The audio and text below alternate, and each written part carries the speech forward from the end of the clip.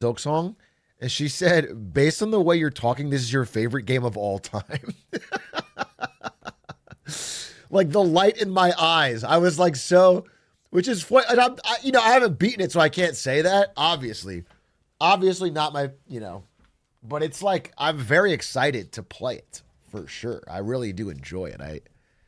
It just made me laugh when she said that. Ooh, tasty. So anyway, what's going on? How the hell are you? Good to see you. Nice try. We all know this isn't the real Atrioc. It's a body double. The real one died years ago in a freak glizzy gobbling tragedy.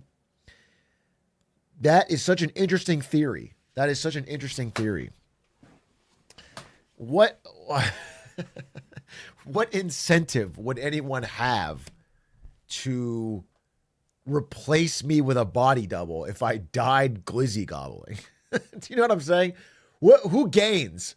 It's a big expensive cover up. It doesn't really big glizzy. Atrioc private equity. The deep state.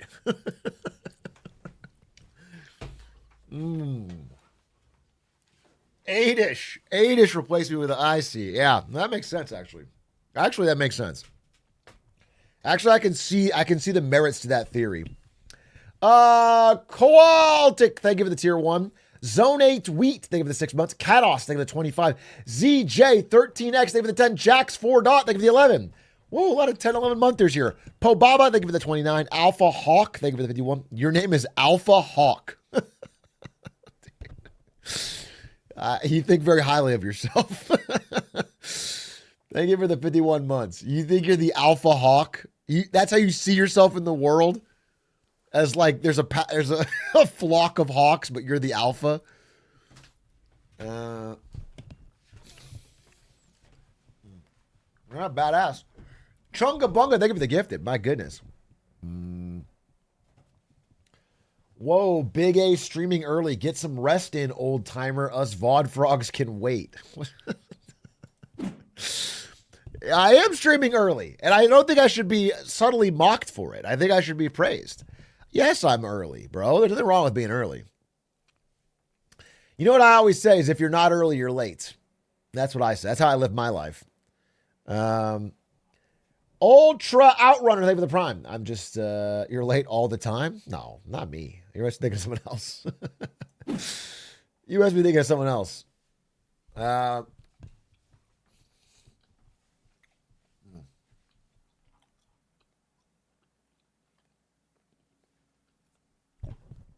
Were you born early too? Actually, yes. My parents say Brandon was born 2 weeks early. It was the last time he was early for something in his life. That's what they say. That's what they say.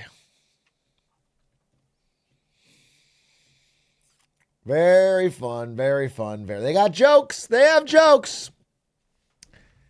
Making fun of their dear son, I guess. He's the jokester. My grandma was born so early she could fit in the palm of a hand. That's crazy. And lived? I mean, well, it depends on how big your palm is, really. A basketball player could palm a normal-sized baby, I feel like, straight up. I feel like if you're on time, you're late. If you're early, you're on time. People who don't understand the transitive property.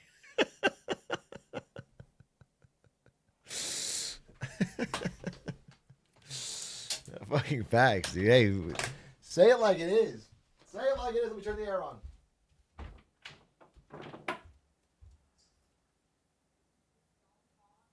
Yeah. I'm sweltering. Lovely day. Lovely day. Love that. Anyway, how the hell are you guys? How was your Sunday? How was your weekends? What is your Monday like? How's the week starting off? Are you apprehensive? Are you starting off well? Bad, mad, bad. Tiring's a rough thing to say on a Monday. The week just began. The week just began. You can't be tired already. You got to dig deep, find the reserves, dude. You got...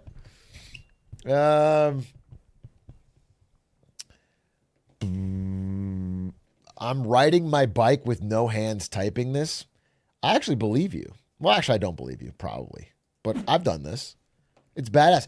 Riding your bike with no hands makes you feel like you're in control of your place in the world.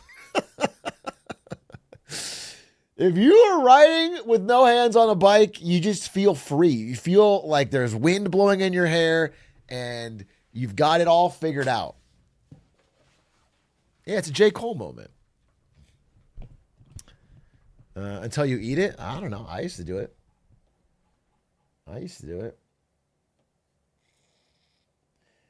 Hey, you don't think of 22 months. Appreciate that.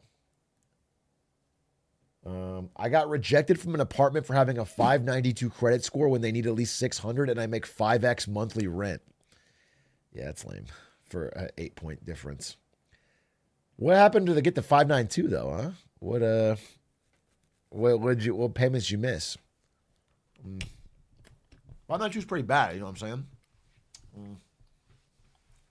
Klarna. They don't report. Student loans? That makes total sense. That's happening all over. Dude, it's happening all over. So many people are just saying fuck it to their student loans because it's been such a process, right? First, they were don't pay them at all during COVID. Then it was like they got sold to a bunch of different lenders who all sent you emails and paperwork and you don't know who actually owns your fucking student loans. So a lot of people just started saying, fuck it, it'll all come out in the wash. They can figure it out. But the problem is it wasn't hitting your credit score till recently. Now it is. So now a lot of people are getting these fucking huge credit dings, which is annoying. So yeah, that's the process, how it's playing out. Matron Idea, thank you for the gifty. Who do I blame for this? Obama? I blame most things on Obama. When I stub my toe, I blame Obama.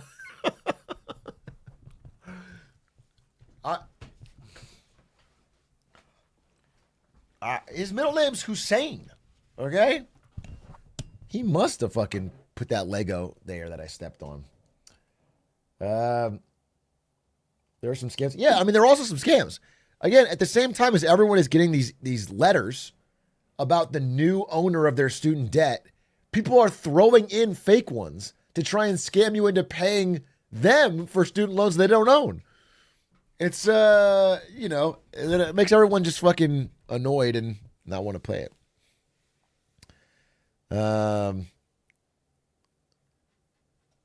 Keeps you on your toes.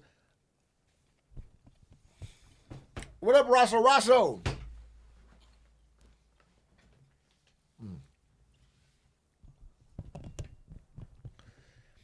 I have student loan debt for a degree I'm not currently getting because my professors are currently locked out and on strike. So you are paying... No, you're not paying the debt yet because you haven't graduated. But you have student loans for a degree you're not getting. That's kind of like... I mean, that's how a lot of people feel about all of their COVID classes. Because realistically, you paid an insane market rate for college, and then you got a truly subpar product, but they expect the same fucking debt to be paid. They expect the same, but it's like they did not give you what you paid for, really. Now, you do get the degree, but in terms of actual experience and learning, you didn't get shit of that, and they still collected the full amount, which is fucked. I mean, I actually think it's fucked because there's no evidence at all that COVID college was even remotely close to what it was before. Like it was all ad hoc. They kind of slapped it together. Yeah.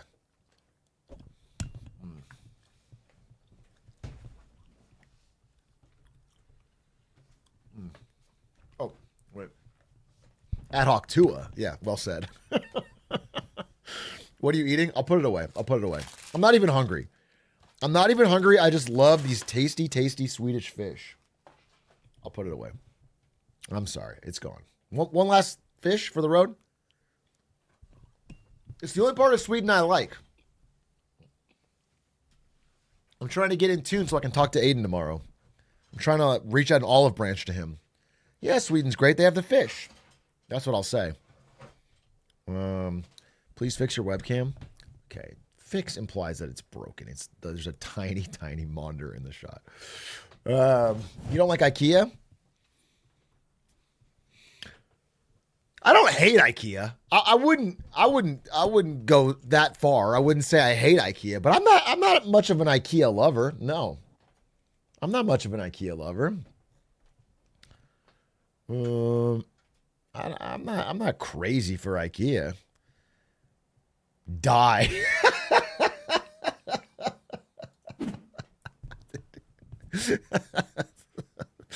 That's so funny. That's so funny. I'm not a hater. I'm just not much of a lover. Die. Die. You should die for that. Normal Swedish response. I feel like when I go to IKEA, I get lost in there. It's all windy and wandering. I feel like most of the stuff breaks pretty quickly. I never got a great vibe, all right? It's like I've never shopped at IKEA, but bro does laps in IKEA. Yeah, it's a good workout. Some people aren't built for it, I guess. Don't make this into a personal failing on my part that I'm not built for it. You don't need to be built a certain way to enjoy the largest mass market furniture provider in the world. That's not, it's not a special build that you need. It is the most common, if it is a common, it's the most common build there is. There's a bunch of arrows painted on the ground. I'm aware of that, but they lead you on a shoots and ladders style chase. You haven't played hide and seek in IKEA and it shows. That's literally the best part of IKEA was playing hide and seek in it as a child, but I'm not playing it as a 30-year-old man. Okay. Are you in your fucking late 20s or 30s playing hide and seek in IKEA? No motion then. Now, when you say motion, you mean like kind of like Riz in a way? Like, are you making moves by playing hide and seek in IKEA? How is that your game? Where does whimsy go? I've got whimsy. Believe me, there's no shortage of whimsy. God, it's so fucking hot in here. I gotta turn it even colder. It's a great first date. Be for real. Going to IKEA and playing hide and seek is your great first date idea? That's what you're saying? We're going to drive out to IKEA.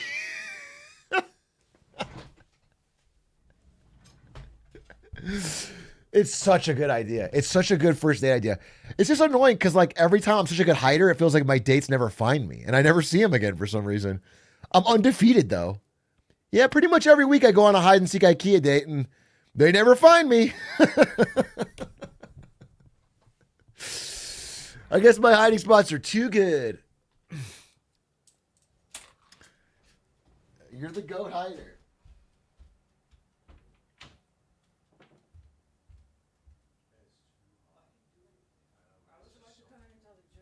Oh, you got a joke? Remember the joke? Hey, babe, do you think a good first date idea would be to take someone to IKEA and play hide and seek? No. Enough said. It'd be good without the hide and seek. No, it wouldn't be good then either. The showroom is fun. No, because you're gonna shop for furniture with a first date. You shop. You go look at the showroom. Look. Yeah. Okay. Okay. My mom told me this joke. It's All funny. right, we got a joke. Okay. So it's like outside of a house where I'm eating Swedish fish. You gotta finish Swedish fish. Oh, sorry. Because they hear it in the mic. They got me so phony. Hold on. No, Look. What is this? What is this? It's a joler. Yes. Babe, I dropped the fish. They should do a Swedish fish jeweler emo. Yeah, a lot of options. All right. Okay. There's What's the like, joke? it's outside a house. There's like, they cordon off because it's a crime scene. Reporters are there, and the reporters are interviewing the cops. It's like, so you're telling me the wife killed the husband for stepping on the wet floor? It's like, yeah, it seems about right. And she's like, well, are you going to enter the house? And the cop says, we're waiting for the floors to dry. Because they're not going to get killed? Is that the idea? Yeah, because it's like she killed the husband for stepping on the wet floor. And then my mom told me, like, you get it, don't you? And I was like, yeah, I do. I don't step on the wet floor. You do! Is this like a subtle jab that I'm stepping? Unless I'm on the wet floor, what floor am I stepping on? I think she it better, but I still think it's kind of funny, like wife bad joke. Like it's kind of funny, you know. It is kind of Like funny. We'll put it on Facebook. We'll get a bunch of likes, you know. Well, she saw it on Instagram, so yeah, same thing. Modern day Facebook, really. Yeah. I'm not a wet floor stepper. Yeah, Wait, you are. No, I don't step on the wet floor. I don't go ooh. Yeah, because you think you're not. It's like if I step a little bit, but it's like you're stepping on it. Period. You're like that girl from Little Princess who purposely steps on the servant floor. No, I don't think I do that. I think this is. Bro, he's a wet floor Kyle stepper for on sure. Wet floors, like that person is right. Dude's a wet floor stepper for sure. Especially when you don't have socks on. It's like, ah! You can tell he thought he got away with it too. It's not a crime. If you step on a wet floor, but you're like on your tippy toes, you don't really step on it because you're like. My grandma's third husband used to work at Gatorland. Well, that's funny. That's awesome. I like Gatorland. You saw him throw a live chicken to it, right? No. Like a raw chicken, like. Just like a big the one I would cook, you know, when I yeah. make the soup, and they're like, oh, wow. Gobbled it right up. Oh, God. Okay. Footprints leading all the way to the Swedish fish cabinet. We don't have a Swedish fish cabinet. I am taking this, though, yeah, take it. Please take it, because I don't want the whole thing, actually. Okay, thanks for appreciating the Gatorland and the fish. Okay. All right. Bye, babe. No, it's funny. Did you think it was funny or not? Yeah, I thought it was a hoot. Oh, let's turn on the fan then. If you're... No, it flickers the light. Oh, you did say that. Yeah, I stepped on the fucking floor. What is this, Soviet Russia? What is it? I can't step on the fucking floor? Can't tiptoe across the floor a little bit? What you gotta fucking get to the Swedish fish. I was graceful. I was like a gazelle, if you will.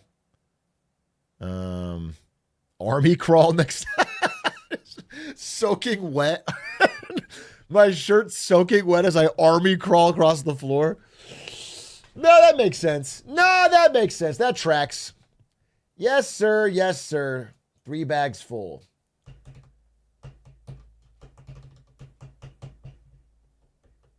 What's that painting behind you? You mean this tapestry? Haven't I already shown this every time I play Silk Song? I made this myself. I'm a little bit of an artiste. Have you finished Silk Song Atrioc? No, of course not. What are you fucking talking? No, I haven't finished it. Why would the title say plus Silk Song then? Well, I'm just gonna fucking look at it. I'm gonna play it today. Absolutely. We had some news to talk about, of course, but I started early. Start early, start often. That is what I say. Once I finish Silk Song, I will be making the most important video in my channel's history, this Silk Song boss tier list. Once I complete the Silk Song boss tier list, then all of a sudden we've got actual main channel content. The best kind. It's really all been downhill ever since the first Hollow Knight boss tier list. And then we'll get a true 1 out of 10. Break the algo.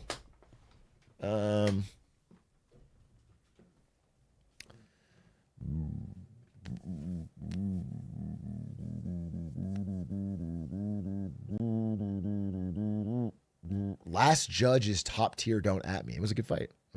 You'll see when the list comes out. Everyone's waiting with bated breath. Even Team Cherry is like, holy shit, we hope the tier list goes our way. We hope there's a lot of bosses in the top tier. Because that's how they determine how good their game was. They don't care about IGN's review. The biggest glizz. Thank you for the 25 months. Flew to Australia just to catch the Glizzer live. So much Glizz related messages from you and in your name. Hey, what happened to the sub badges? Where'd they go? Why do they all just disappear? Is it because of the woke?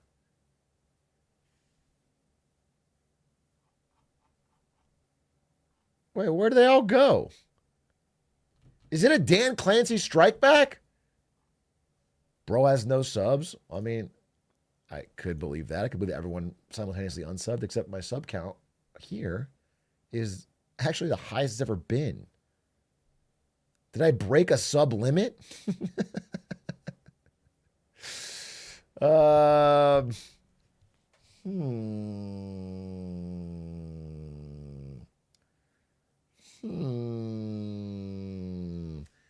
What does this mean? Why can I not see any fucking sub alerts? I feel like Dirty Dan Clancy's behind this. Fuck, dude. He's always playing his devious games on me. It just like it would be so like Dirty Dan to like subtly try to undermine my confidence by removing all the sub badges. Chat identity settings broke? What does that mean? Is this identity politics you're trying to play on me? That's why you never thank my sub? Yeah, that's why. Wait, are you subbed? I can't even tell because you don't have a sub icon.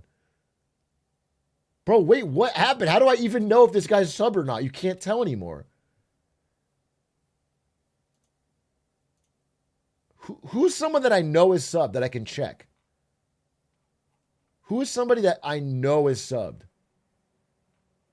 People are just saying me. I think Smurf Squatch is subbed. I click on it. It doesn't show me. Even on your profile, it doesn't show me if you're subbed.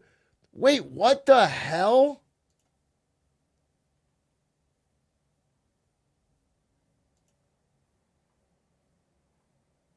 Wait, what? Okay, that guy. This guy's obviously subbed because he has the emotes. I click your profile. Dude, it doesn't. It used to show me. It used to say, account created this day, following since this day, subbed since this day, X streak or whatever.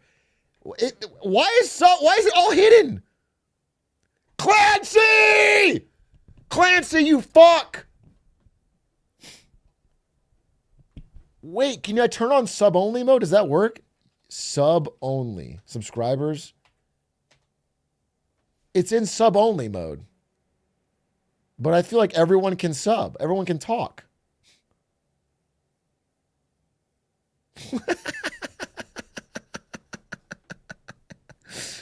Wait, what the fuck is happening? Why are the pores in this sub-only mode? It's not in sub-only? It is in sub-only, you stupid fuck. Don't tell me it's not in sub-only when I typed it and it says subscribers only mode on. Oh my God. This is a disaster. Subscribers off. Okay, I turned it off. Could someone not type? Was there? Oh, wait. It was all subs. Wait, it was just all subs. I just couldn't tell because they didn't have icons. Okay, so it was working. There's a bunch of people that were like fucking dead silent, screaming. All right, Clancy. Rich, smooth and velvety. Why is there a Velveeta fucking cheese ad? Oh, are you subbed to your own channel still? You actually are automatically subbed to your own channel. You can't gift subs? Wait, am I being doxxed by Dirty Dan Clancy? What's happening? Okay, if I go to like Stan's channel, can I gift subs there?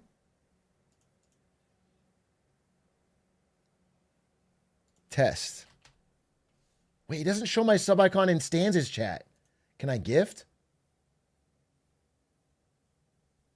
What? Everyone try gifting 50 subs to see if it works.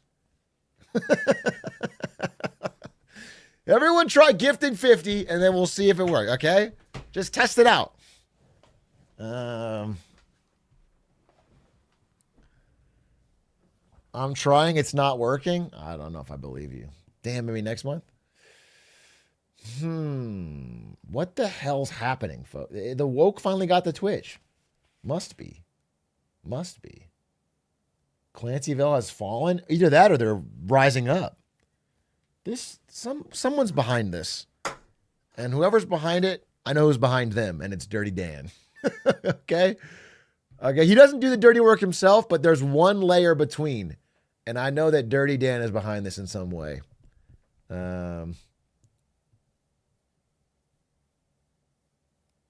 Actually can't gift. So damn, too bad. I was planning on dropping 100 gifties today. Don't worry, I'll just write your name down and we can get that back as soon as it goes back. Gift page is blank. So interesting. We need to get Dan Clancy on Lemonade Stand so that we can hash this out.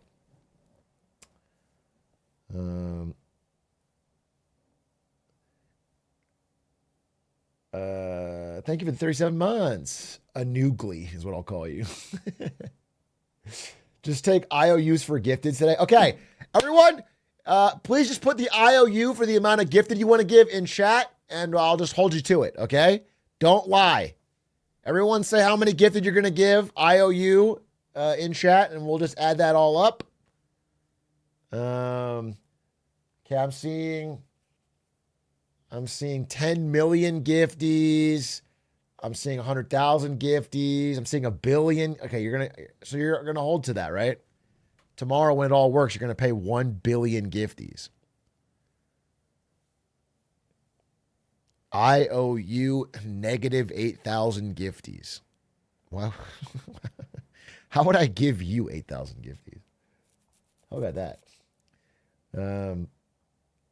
At most, you get one, and then 7,999 go to other people. Be honest, if Dan Clancy was on the stand, would you ask him about Clancyville? If Dan Clancy came on Lemonade Stand, I would have a custom Clancyville song created and play it in front of him.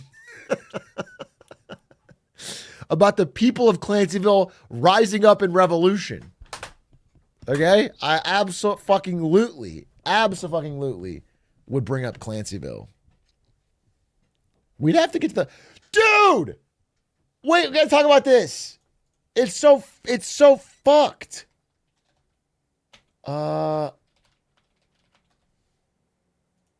Dude. Okay. It's so messed up, dude. This fucking world we live in. Fuck. New York Times does an article about Lena Khan. Okay? And how she's, going around and speaking her message of antitrust after her job is now over because Trump came in. Okay? First of all, my face taken out of the screenshot. We get Blurry Doug. I'm right here, not included. That's fine. Whatever. That's fine. Okay? Then we scroll down. I am in it right here. Bam. Wham, bam. Thank you, ma'am. Brandon G.H. Ewing in New York Times. That's kind of cool. Lemonade Stand. I'm third billing for some reason. I guess they start from left, but... Well, Lena Khan's on the far right. Politically. So anyway, fine. But I'm included. I got my face is in there. That's fine. I'm in the New York Times. That's kind of fun. But the way they described the fucking podcast. Look at this. Where is it?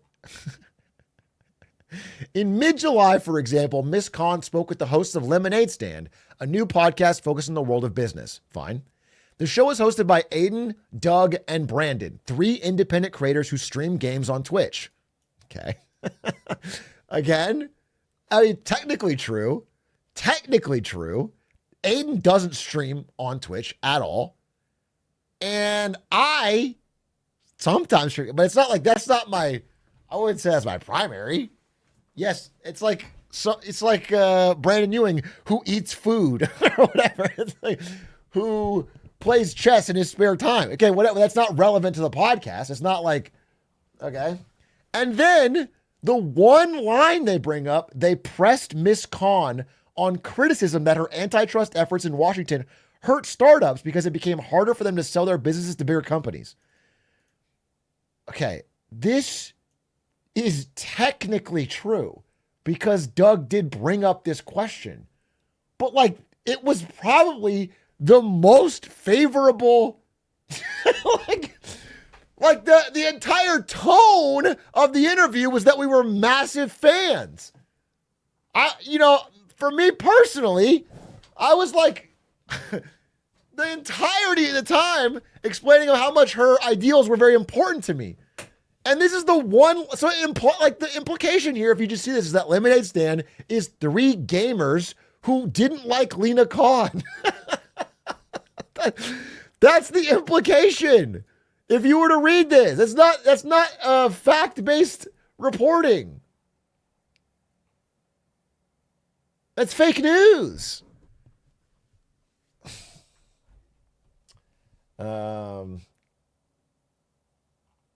They saw one clip. No, I'm just going to be honest with you. They didn't see one clip because when they took this photo, someone from the New York Times was there. They interviewed us. No, I didn't expect the interview to actually get used. I didn't expect that, of course. I didn't expect it to get used. I assumed they were mostly there for Lena Khan and whatever. But they did interview all 3 of us, the New York Times. And so I thought maybe we'll get a line somewhere. And we did get a line somewhere. But the line is so incorrect.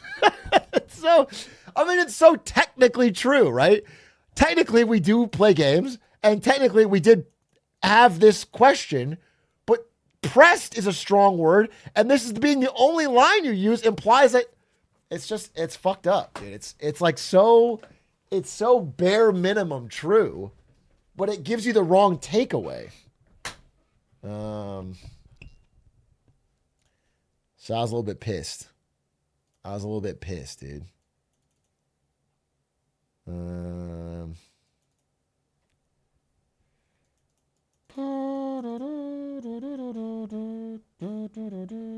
Crazy how hard you guys pressed in that interview. I heard at least. Hey, Atrioc, what's to say here about you being really pressing Lena Khan on smothering startups with her anti-business agenda? That's what I heard. Heard you fucking hate. I heard and also I heard all you do is stream games.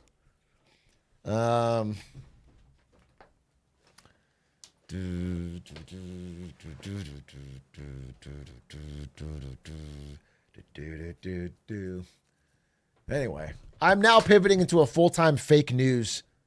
Well, no, I don't do fake. I'm going to call out the fake news.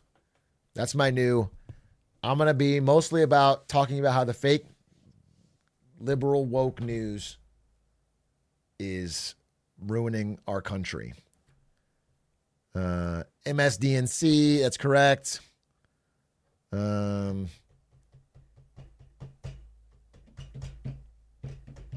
a truther. Yeah, in a way, you could say that. I mean, I'm not like radical or anything. I just think that we should storm the Capitol when we lose elections. That's just me. Like, it's not crazy. It's like, that's what I think, right? That's just how I feel. So, anyway, this week's election. Yeah, exactly. That was unfortunate inclusion. However, still kind of fun. Still kind of fun they did include us at all. And of course, I'm really glad that I got to interview Lena Khan. We have another interview coming up. I can tell you guys. Why not? It's just the chat. We're not going to put it on a clip or anything.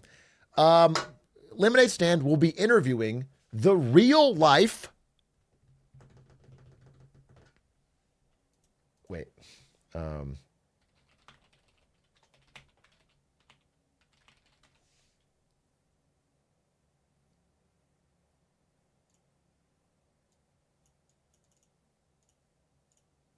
First of all, great show today.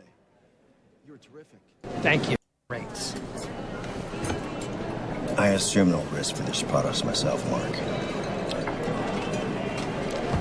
The real life Steve Eisman, as played by Steve Carell in the movie Big Short. When We will be doing an episode called The Bigger Short and talking about how the economy is today versus 2008. And so the actual real life person that this guy is based off of will be joining the stand. I think it'll be really fun. I've prepared some questions. This is not for tomorrow. This is for next week on Tuesday, but it'll be good. So, no, I didn't get Steve Carell, just to be clear. I got the person he's playing. But it will be cool. I'm sure Wall Street Journal will report that I got Steve Carell. Can you ask Steve what his favorite movie is? Steve Eisman or Steve Carell? Can you ask him if he really interrupted? Yeah, so here's the thing. I realize that a huge chunk of the questions I want to ask this guy are like about the movie.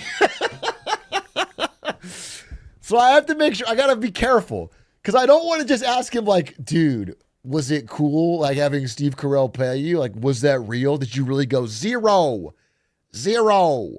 Did you like, did a guy walk in with a Jenga blocks or, you know what I'm saying? Like, I need to be careful about what actually happened, not being as interesting as what's going on now.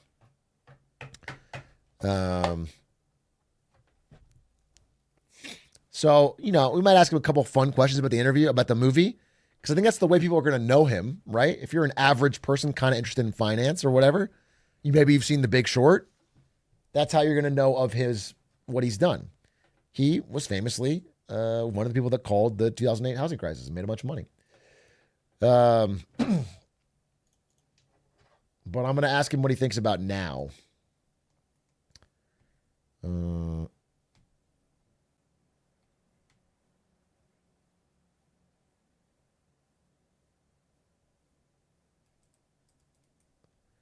Very important and definitely on topic.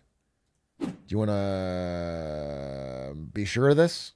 Because if I click this and it's not on topic, I'm going to ban you. If it's not very important, not on topic. But if you say no, then I just won't click it and we'll be fine. But do you want me to click it? I'm not even going to show it on screen. You're Pepe laughing. Okay, I'm not clicking it. I'm not clicking it. Be careful. Okay. Ask him to sell you this pin. That's not the right movie. It's not the right movie. Imagine I do the whole interview as if he's the guy from Wolf of Wall Street. Like I just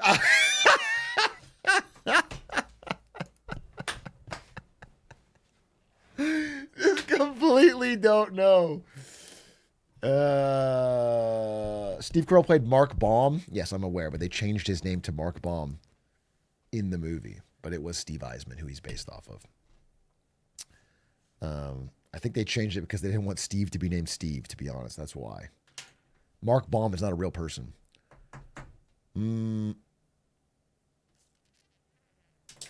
Please start the interview with a Wolf of Wall Street question. I think that's so crazy funny, but so insulting. I mean, that's really more of like that's like if I was trying to do Between Two Ferns or something. If I was trying to do Between Two Ferns and I just like, wow, did they really do this? I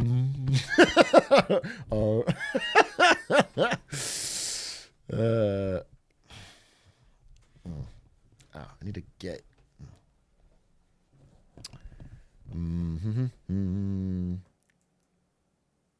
What was it like being in the office?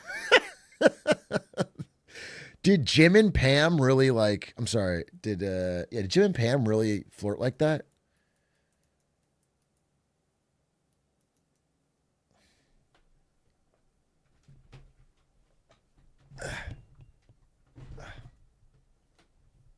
Stupid thing. That's worse. There, I fixed it. I fixed it. Fixed.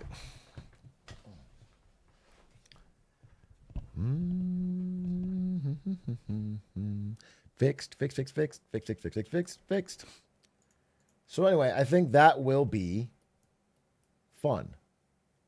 I'm excited for this interview. I think it'll be a really good guest, especially given the time we are in. I think it'll be very fun to hear his thoughts. similarities and differences between what he saw in '08. And I'm gonna bring the papers.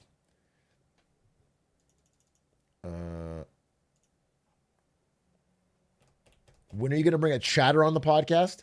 What would you like to talk about on the podcast, Perico Amigo? What do you think the benefit would be of bringing an Atrioc chatter onto all three of our podcasts? Ask him if he prefers the Big Short or the Big A.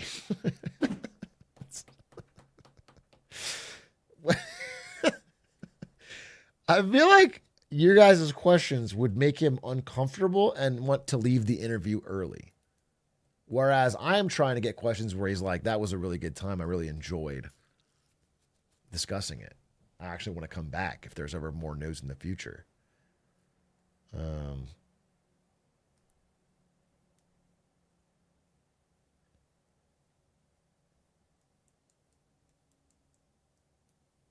Not our fault. We choose hard-hitting journalism.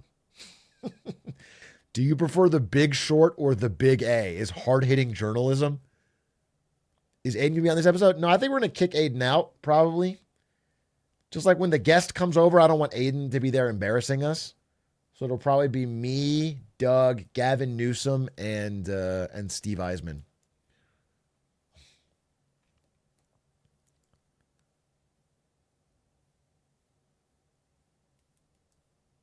The gang, the OG gang, and Xi Jinping.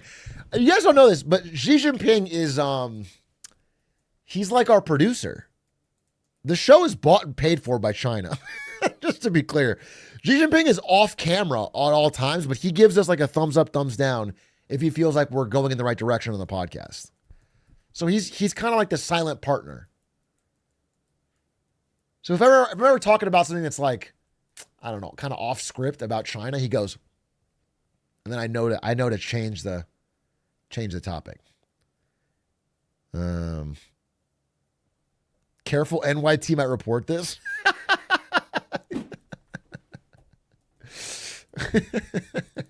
Sources say that Lemonade Stand is actually a CCP asset. Some have said that Xi Jinping actually scripts their content personally.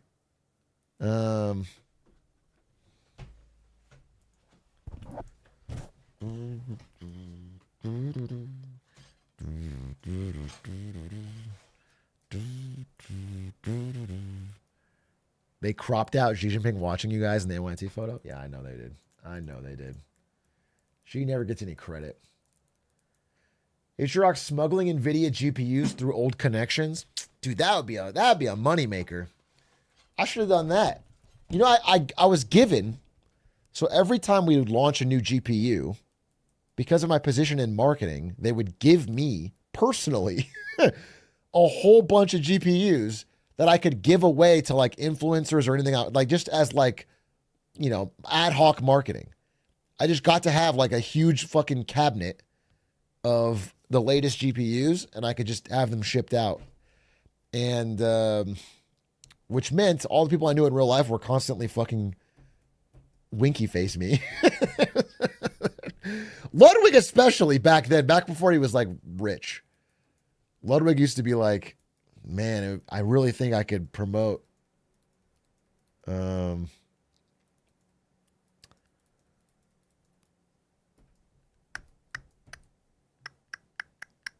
Atrioc, have that pizza guy from NY on the pod and have him talk about his rent. Oh, Psychic. Oh my God, Psychic. You have no care for content, Psychic. I'm trying to make it content, but you keep messaging me, so I'm just going to do it right now. Okay? Here, you're paid.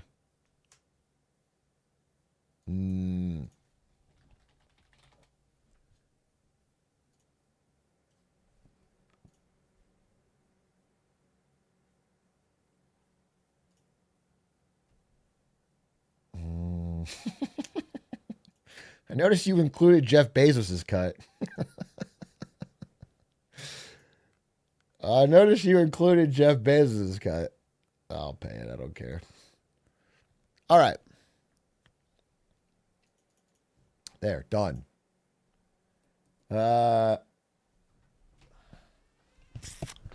Are sub badges just gone? I don't fucking know. I don't know if it's broken or Twitch is doing a new change to not show sub badges. Why would they do that?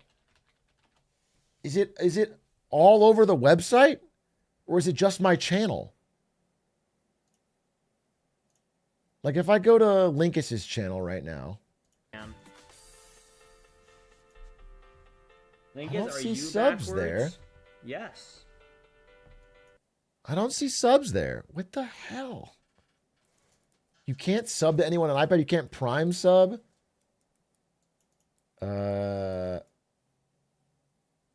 It's so weird.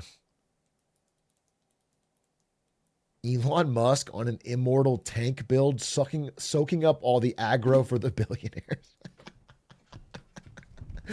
Dude, he kind of is, low-key. He kind of is. He kind of is their guy for that purpose.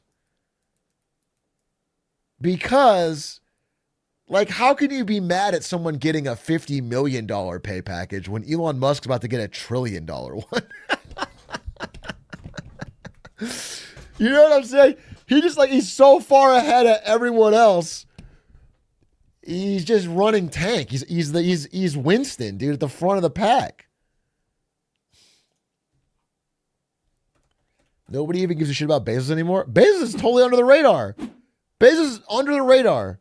He's telling employees to piss in bottles. Who cares, dude? He's not at least burning down the the government.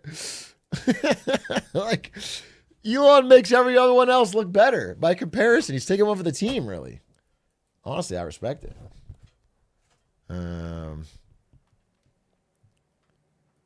People actually are fine with Zuck now too. I wouldn't say they're fine with Zuck. I think Zuckerberg stopped looking and acting exactly like a robot in all situations at all times. And so he went slightly more positive. I wouldn't say everyone's fine with him. I was just saying he was at the absolute bottom of what a human being could be in terms of relatability. I don't think anyone was less relatable than like 2020 Zuckerberg, 2019, 2020 Zuckerberg. I think that was the most unrelatable a human being has ever been. Like, when he looked like this.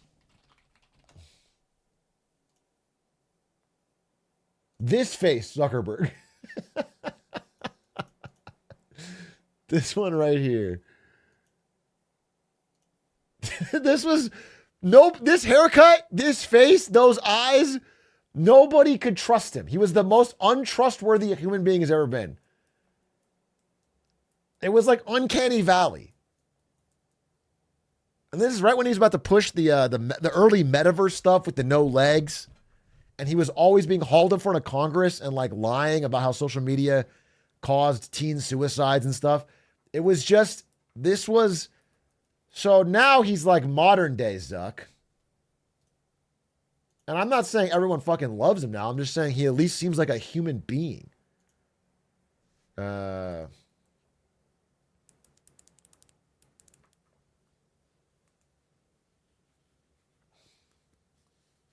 he got a tan. He grew his hair out. It just, whatever. I mean, again, it's just like the left one really does seem like an android in a movie. Like, it feels like if you hired an actor to play an android like this, you'd be like, wow, that was a really good job. You did an incredible, Zuck become human.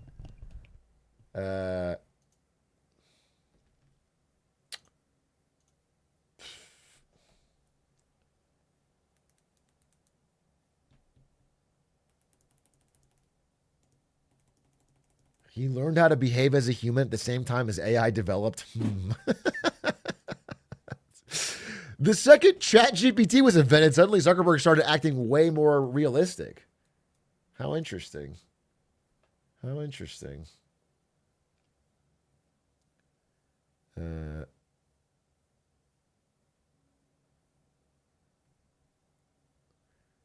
What's going on with Kawhi and the Clips now? Don't fucking rush me. You're a first-time chatter. I was about to ban you. You're a first-time chatter. I was about to ban you. But your first time. So maybe you don't understand. I think what you did is totally fine. But I don't like when someone tries to dictate the flow of the conversation to get me to hurry up. I don't like it because I like the part where I just get to banter with chat. Okay, I like that part. And I don't want to be like, all right, buddy, tell me the news. All right? It's too fucking hot in here. I can't even think. Although I do have to hurry up because Aish wants to edit it. So let me turn the air down.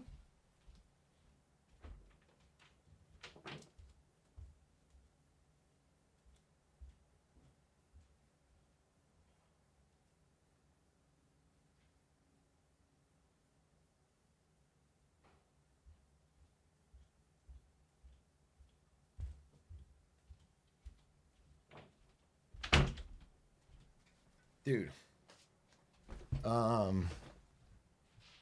Ari got me these when she was grocery shopping. And she's like, I know you like canned water.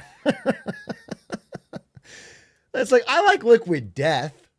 But this is like, it's the tiniest little can, bro. It's like a Red Bull size, and it's just regular water. And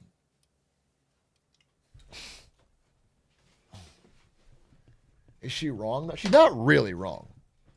I still do like canned water. But it's just like less.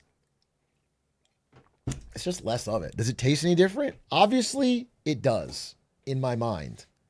In my mind, liquid death has a crisper taste. But realistically, it probably doesn't. Now you're drinking it. Want me to just ignore it and pour it out?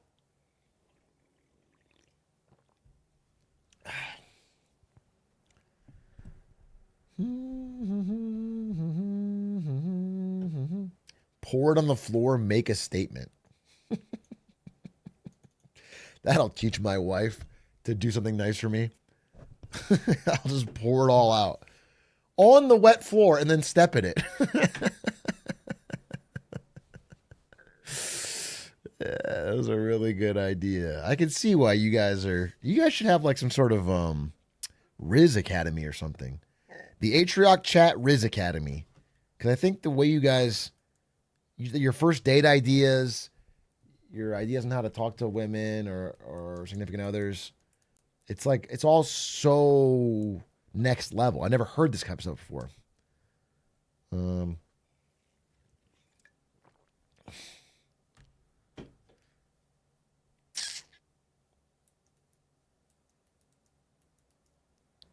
First date idea, watch me play League of Legends.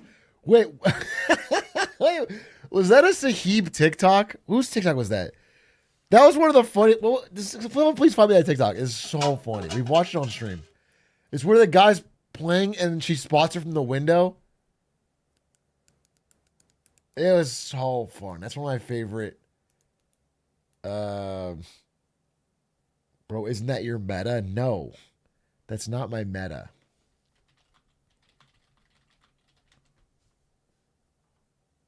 I'm trying to find it. Someone's got to find it. No, I don't see it. Are there ads above chat now? Wait, they added ads above chat? There's ads there?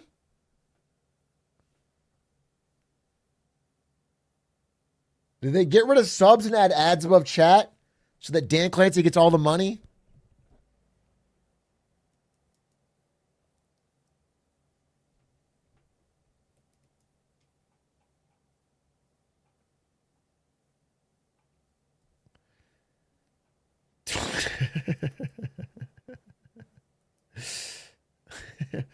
We could form the NRA, the National Riz Academy. That'd be great.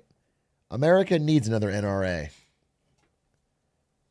And you guys have the same stance on guns anyway, so they could just all come over. This one might be more dangerous.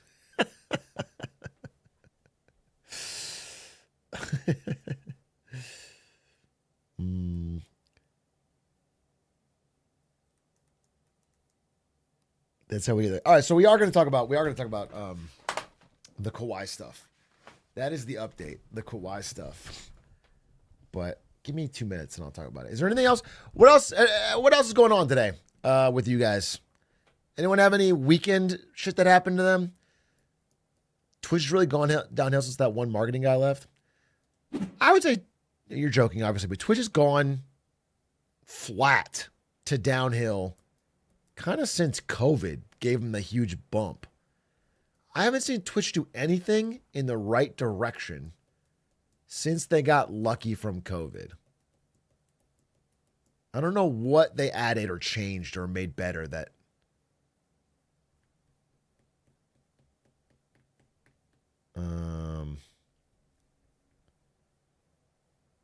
Treasure Train.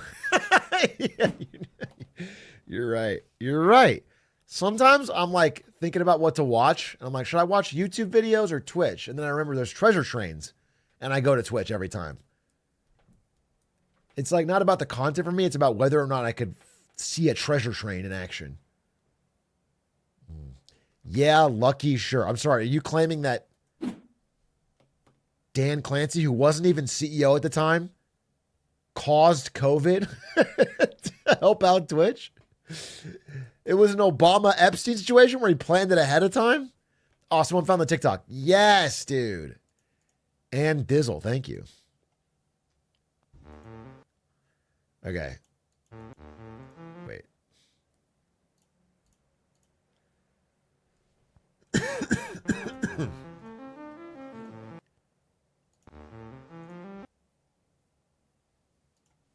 How dudes with no close friends, no job, no social skills or effort, and no social media expect to meet their soulmate.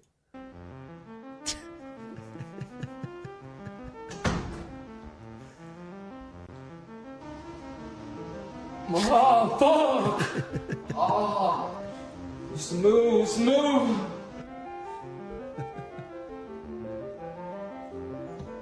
Oh, fuck! That's Rocket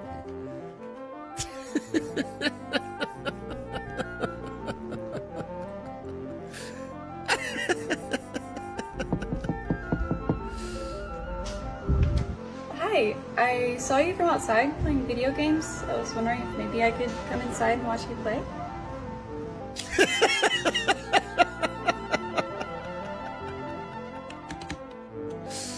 Boom! That was so cool.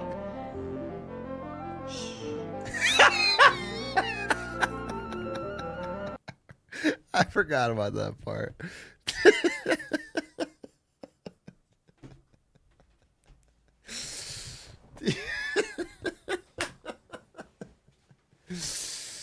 Shushing her is cinema.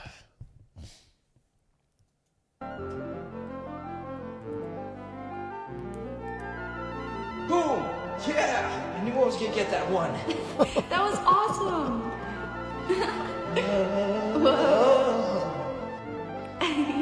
Dance moves. So cool. So cool. Yeah. That's for you. Yeah. That's an all-time great. That's an all-time great TikTok. I gotta be honest with you. What a method. What a method. Atrioc as a freshman? Not too far off. Not too far off. I'll be dead honest with you. Not too far off. Obviously a little exaggerated, but not too far off. And it worked. So,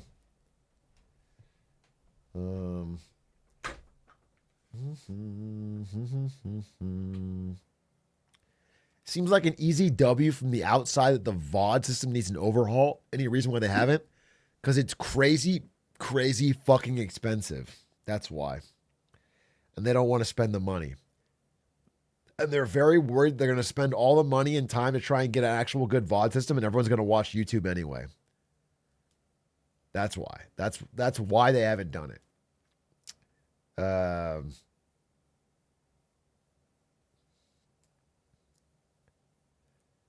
They're Amazon, though? Well, Amazon owns Twitch. Amazon is already very stingy with Twitch and does not want to throw more good money after bad.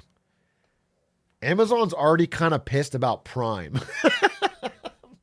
Specifically Prime subs. They don't like Prime subs, dude. They don't like having to pay out. Like, Twitch has just glommed on to Amazon Prime to help boost Twitch, but nobody's buying Amazon Prime for Twitch Prime. It's not, it has not helped any sales. It just pays out some money.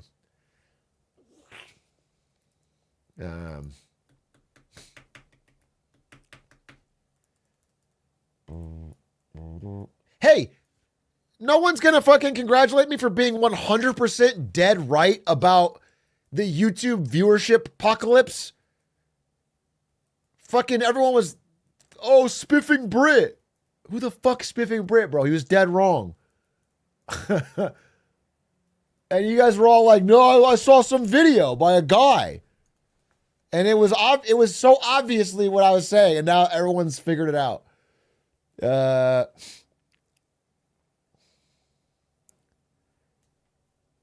you Josh Strife Haynes? No, but he made his video after I said it on Twitch. Okay? Honestly, I don't know what you're talking about. I just said after I looked at the data from a couple channels that it was obvious they had stopped ad block viewers from counting as viewers. That's why desktop viewership dropped for every channel on YouTube. But the revenue stayed flat. I said that instantly. That was the first thing I said when I saw the stats. And then I said it on stream and everyone was like, no, I heard from fucking spiffing Brit that it's actually because of school. And I was like, that doesn't make any sense because I looked at the last 3 years and nothing happened in August. Nothing similar happened in August. So it's what a dumb reading of the statement. And then everyone's like, well, I don't know. I saw this video.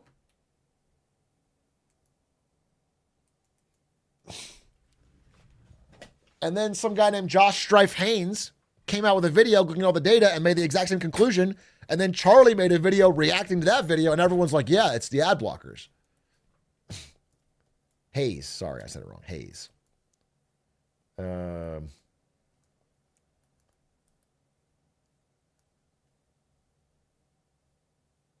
Was the video produced by the New York Times? Maybe. Should have made a video. I'm not sure. I don't want views from it. I'm not trying to make a video about it. All I'm trying to say is that when I said it, people didn't believe me in this chat. I don't want credit. I don't want credit for figuring it out. I don't want credit. That's not what I'm saying. What I'm saying is at the time, basically, you guys only believe it once there's a video. That's the problem. That's the problem. The problem is the same statement is said in a video and you're like, oh, now it's real. Now that Charlie has reacted to a video saying it's real, oh, I get it. Yeah, it's real. But it's the same data. It's the same thing I said, the same graph, the same.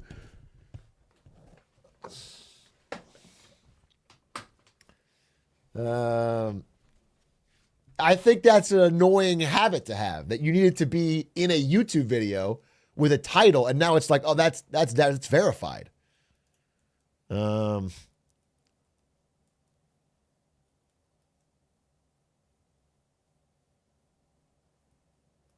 It's the burden of proof, but there was no additional proof.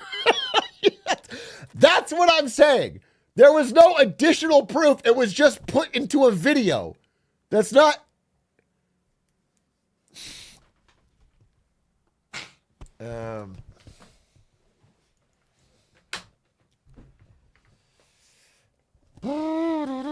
Sub badges are back. Wait, how? What happened?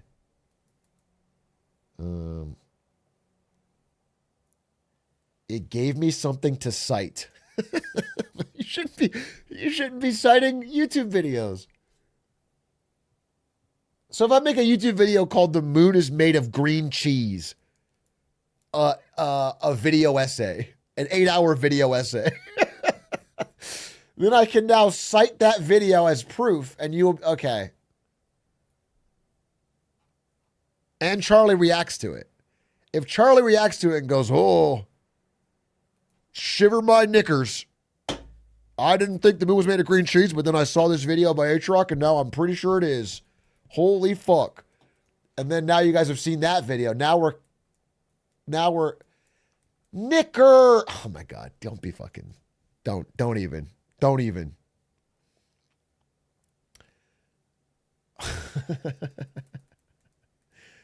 That's such a normal word. You guys are so fucking stupid.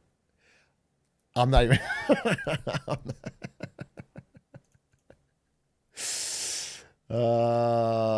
So annoying. So annoying, dude. New York Times! God! You all work for the New York Times. Put this on New York Times, dude.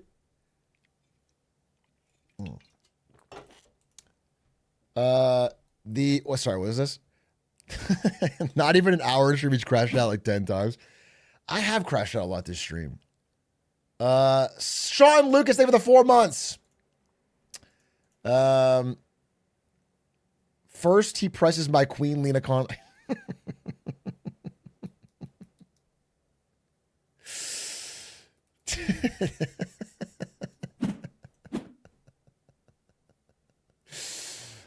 Very funny.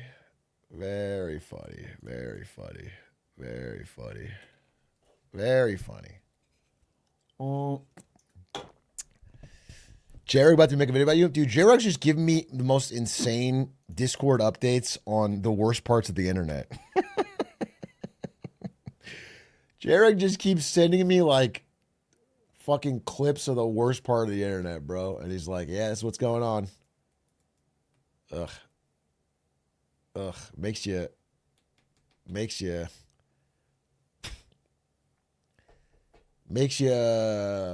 weep for humanity.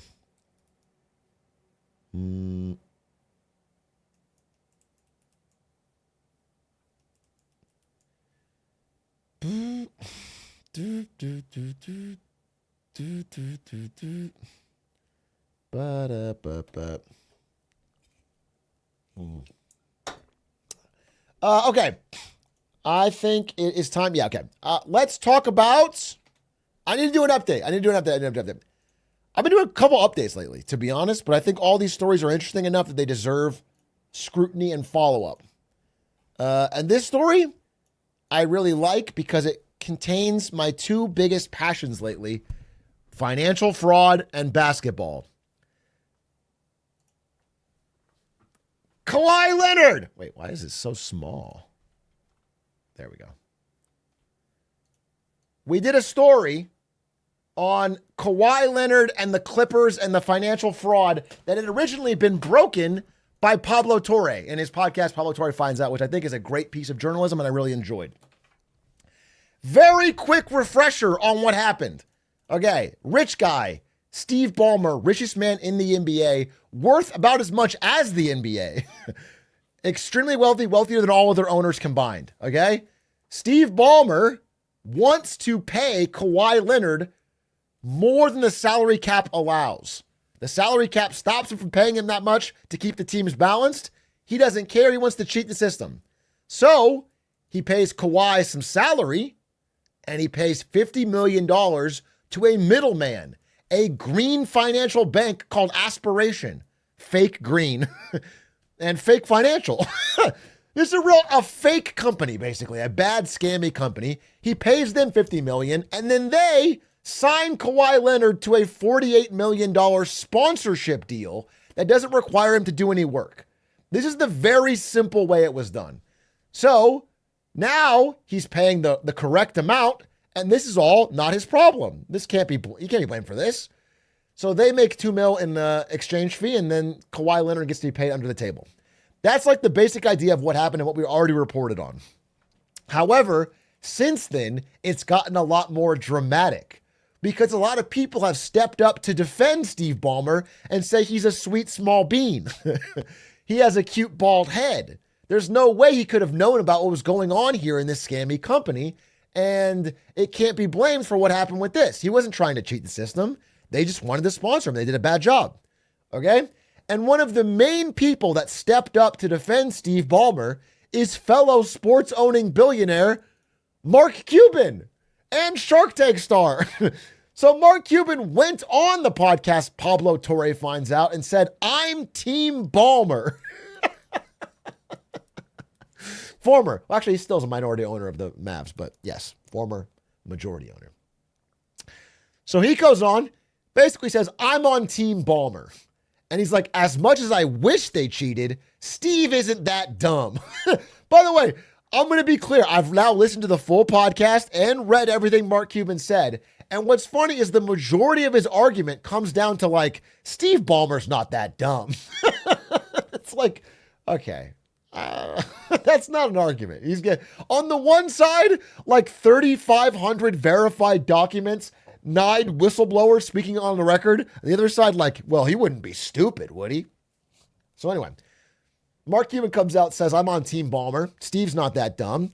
And basically says that Steve Ballmer got scammed by this company. All right. He just wanted to invest in a good, growing green bank business. And they separately just wanted to pay Kawhi Leonard. There was no connection. And that he got scammed out of his money. That's the main argument that Mark Cuban is making. Okay. He stands up for him. And again, his main argument is, look, even rich guys can be stupid. Well, I'm well aware of that. Nobody's doubting that rich guys can be stupid. In fact, maybe there's another rich guy who's kind of stupid right now. For example, maybe if you're a rich guy like Mark Cuban, okay? Mark Cuban, who has your own past with interesting and weird salary relationships to players. Maybe it would be stupid to be a vehement defender of Steve Ballmer, causing everybody to ask why you sound so guilty. Cuban sounds guilty of something. Not sure what, but def something. Cuban is down bad, man. Cuban's sure protesting a lot for someone not involved at all.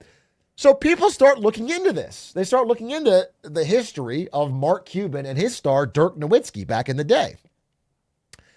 And what was interesting is nobody really asked these questions at the time, but it was actually very weird. If you go back to 2014, Dirk Nowitzki was offered $92 million by both the Lakers and the Rockets.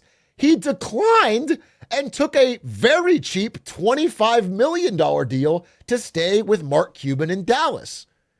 It was weird. He took a really big pay cut, a bigger pay cut than expected to help Mark Cuban. Why is that? It's so weird. It sure would explain why Mark Cuban is so vociferously defending that this could have happened. And what was interesting when I looked into it was that right around this time, when Dirk Nowitzki takes this massive pay cut to sign with Mark Cuban, he has a documentary that he himself funded come out called Nowitzki, The Perfect Shot. It seems pretty cool. And as Dirk Nowitzki is attending the screening of his own movie, I had to ask, well, who paid to distribute this movie? Who bought this movie for an undisclosed sum? So I looked it up. It's Magnolia Pictures. They're the ones that paid to put this movie into theaters. I mean, it's Dirk Nowitzki's self-produced documentary. Well, shouldn't be worth that much, but the money's undisclosed.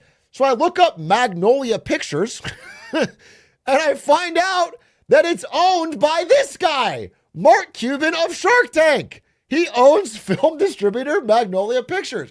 So theoretically, it could be a weird coincidence that Dirk Nowitzki took took a lower than expected deal to sign with Mark Cuban at the Mavs, and then got a very generous deal for his documentary at the same time from Magnolia Pictures, also owned by Mark Cuban. That would be at least worth looking into, which nobody would have done had Mark Cuban not stood up so heavily for Steve Ballmer. So yes, even rich guys can be stupid. But part two. Let's go back to the actual story at hand, which is the Kawhi Leonard scandal. Okay? Mark Cuban in the interview said this specifically. This line was very important. Because if Steve knew, and the minute he found out that this was falling apart and these guys were a scam, he'd say, let me invest some more money so you can pay off Kawhi so this whole thing goes away. Interesting statement. Mark Cuban is saying, if this thing were actually a scam, then what Steve Ballmer, this very rich billionaire, would have done is throw more money at it to make sure Kawhi gets paid out. So there's no leftover residue in the bankruptcy that would lead to him getting discovered. Because what happened in real life, right, was Steve Ballmer puts in $50 million, but this company was a scam. So it started to burn through this money before it could pay out all this money to Kawhi. You know, this is over some years. It's a $48 million contract over years, but they wasted all this money. Well, Mark, that is exactly what happened. That's exactly what you just said. So it was so funny. Pablo Torre knew this going in and baited Mark Cuban into saying things that would then he had the evidence to fucking disprove. And on the very next episode after this, revealed it. So yes, this is exactly what he said here is what happened. Twice. Twice. So I want to use this example to explain it. This is an example to explain. I want you to understand what happened. So again, Steve Ballmer puts $50 million in and says, give this to Kawhi. Okay. They sign him to this long sponsorship agreement for $48 million. But because this company is a scam, they burn through all this money and don't have enough left to pay out the rest of this.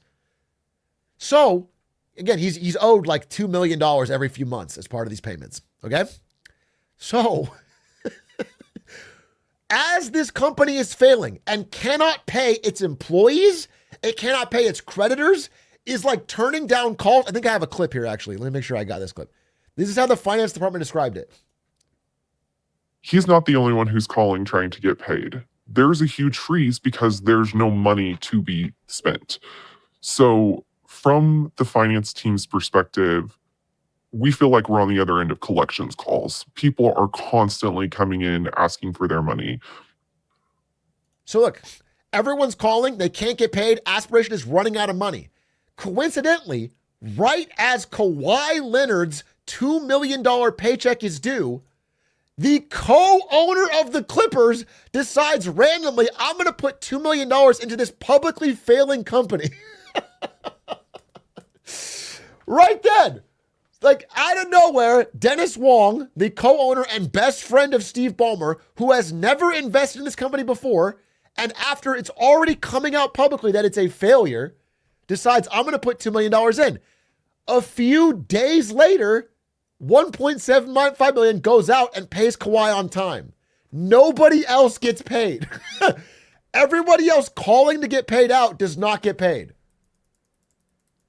It's so obvious. It is so obvious. And by the way, just to be clear, you could say maybe this guy didn't know what was going on, except his daughter worked at this company. So he's well aware, but it was public. It was, everyone was aware this company was failing. Okay. This guy's daughter worked there and he puts in $2 million right before they use the last cash they have to pay off Kawhi Leonard. It's so obvious what's happening. Again, this continues with another $10 million from Steve Ballmer to try and pay out the rest. But that's when they hit bankruptcy and it all gets figured out and discovered. And this entire scheme gets discovered, gets put in public for all to see. Now, what's interesting here is that we are now approaching the point where the NBA really needs to do something about it. Because Pablo Torre did this investigation so well and had these follow-ups that proved beyond a shadow of a doubt what was going on, it is more and more uncomfortable the NBA hasn't done anything. So this was an article I read that was about how this is a major precedent that's coming up. The entire league is watching, all the owners are watching, and if they don't do a punishment, it says something really big. It basically says that all the teams will just start copying this illegal salary scheme. It also says that whatever the richest team is pretty much can do like European soccer, just buy all those players and cheat. There's no, and the NBA has punished for this in the past. So currently, NBA Commissioner Adam Silver is saying they need substantial evidence for the NBA to act. But I just want to be clear.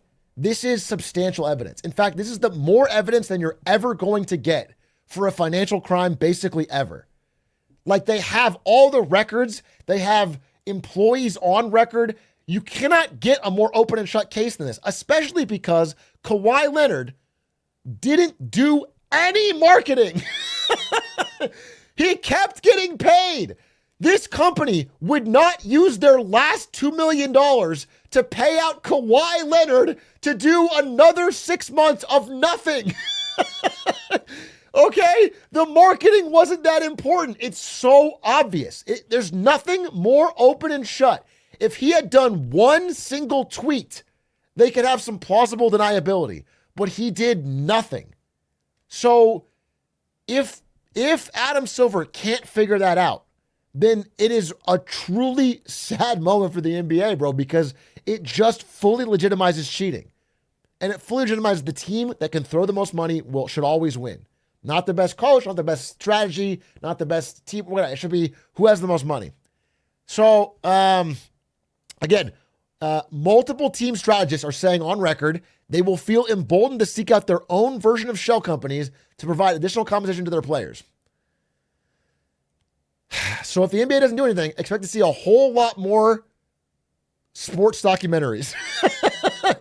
A whole lot of more self-funded sports documentaries about players.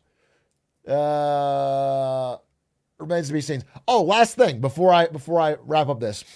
About a year ago, I reported during a Marketing Monday Wins and Fails about a new company called Hunterbrook. I don't know if any of you remember who they were, but Hunterbrook was a company that was designed to basically like turn insider trading into a company, but in a good way. They were like a mixture of a press outlet and a trading firm. The idea was they were going to deeply research scams, then publish their scams while they short the company. That was the idea. That was the idea of Hunterbrook. Okay. Well, tomorrow, Hunterbrook is releasing a big investigation in collaboration with Pablo Torre. I don't know what, it could be more about the NBA. It could be something else. I don't know what it is, but it is, it's coming up. So interesting. Anyway, thanks for watching.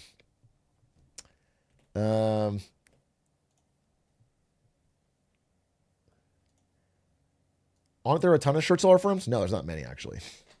Hindenburg went under. Most of them go under. Short selling has been an enormously unprofitable business for the past few years because the stock market has been absolutely on rails to the moon. Even if they're a bad company, even if it's like Carvana, even if it's a bad company, it doesn't fucking matter.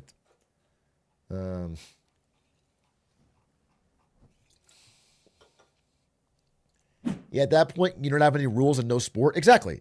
I mean, literally, I have no real bias here. I don't give a fuck. I don't give a fuck. I sincerely just, I can't tell you how open and shut this is. It's if you're asking for more evidence than this, then you're saying you'll never get anything. You'll never get more evidence than this.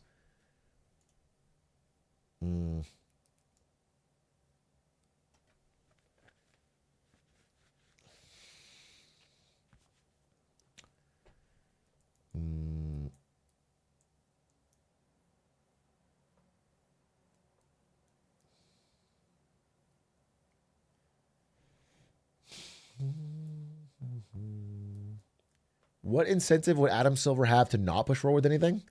So my understanding is that most team owners, the ones that aren't omega wealthy, they're just regular wealthy. They just have $1 billion instead of $100 billion. Most team owners want them to punish Steve Ballmer, but they don't want to be seen as leading the charge against him because they're afraid of him because he has so much fucking money and power. So all of the regular broke team owners are trying to say collectively, hey, punish him, but like not for, you didn't hear from me. It's weird. So they would like him to be punished because the only way the league is even remotely balanced is if he's punished. And he should be severely punished. I mean, realistically, it would be totally fair to ban Kawhi from the league and ban Steve Ballmer. It would be fair to do both. Or you could at least do 1 year suspension for Kawhi with no contract, voided contract. And the contract still stays on the cap table of the Clippers. So they can't spend that money. I mean, the contract is they lost the money, but they can't give it to Kawhi. Like, these are real punishments that should exist to strongly send a message not to do this. 1 year suspension for Kawhi, so his normal contract. That's true. It's fucking true. What does Kawhi care if he doesn't play, bro? That's fucking default. Yeah, that's fucking true. I guess that's the one silver lining here. If you don't follow basketball, the one silver lining is that this whole scheme is very funny in hindsight because he did all of this stuff and is getting found out to be a fraudster, and they gained nothing from it. Like this whole thing, you know, all this under the table dealing and the follow-up payments and everything, it didn't matter. Kawhi Leonard was injured. He didn't play. He barely played. They didn't make any playoff run. They didn't do anything. It was a disaster. They bought a whole new stadium. But that doesn't mean you shouldn't get punished for it. It's open cheating.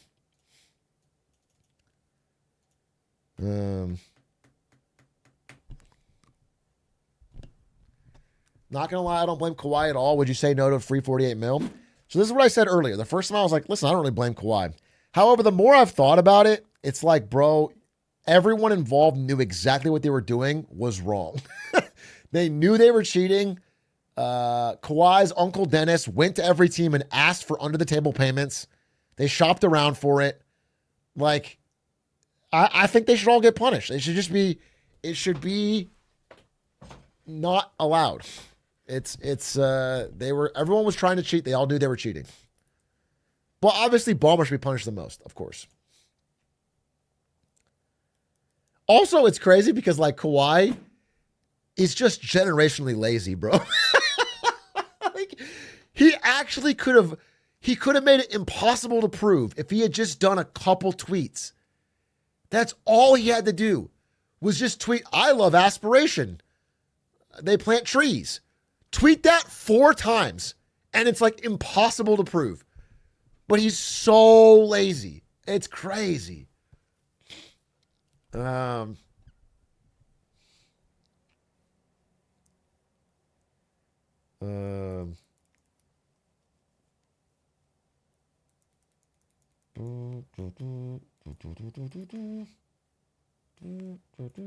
would be great if he did it now. Kawhi Leonard, right before the trial, right before he's put on trial, just starts tweeting all this great stuff about Aspiration Bank.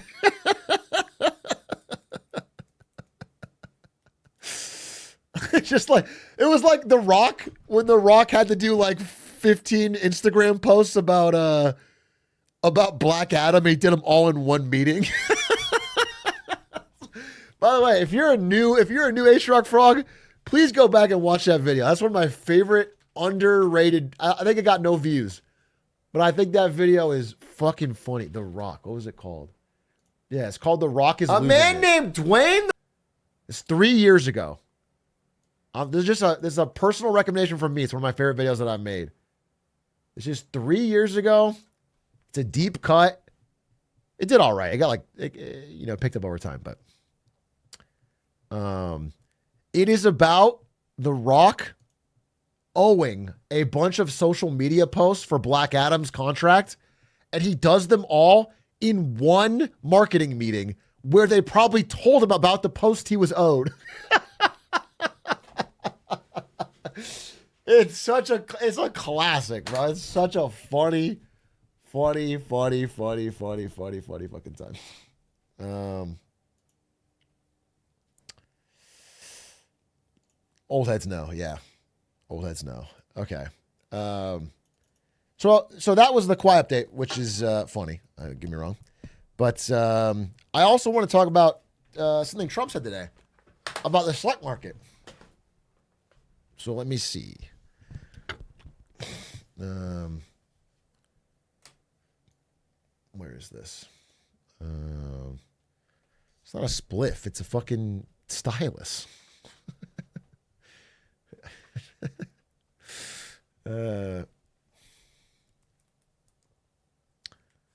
Let's see. Okay. I'm not puffing on the Zaza. All right, where is it? Actually, let me blow my nose real quick because it's a little stuffy from talking. He showed up to ball high as... Oh. No, I didn't. No, I didn't. I didn't fucking do that. I did it blow my nose.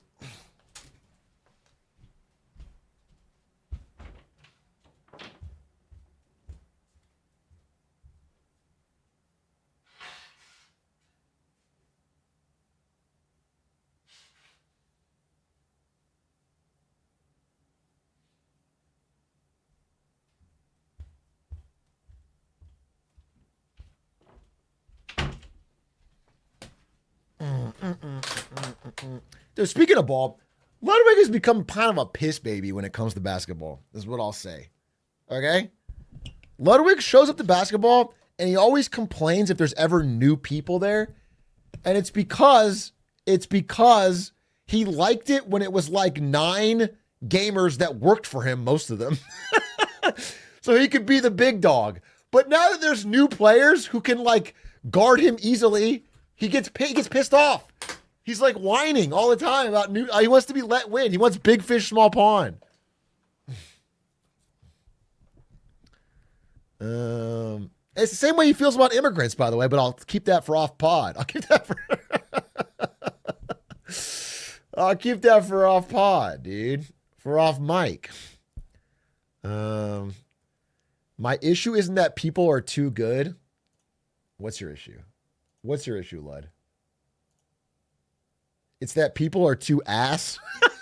No, dude, it's not it. That's not it. Dude, talk to Aiden about it, because Aiden will actually go crazy on it. Aiden says it more than me.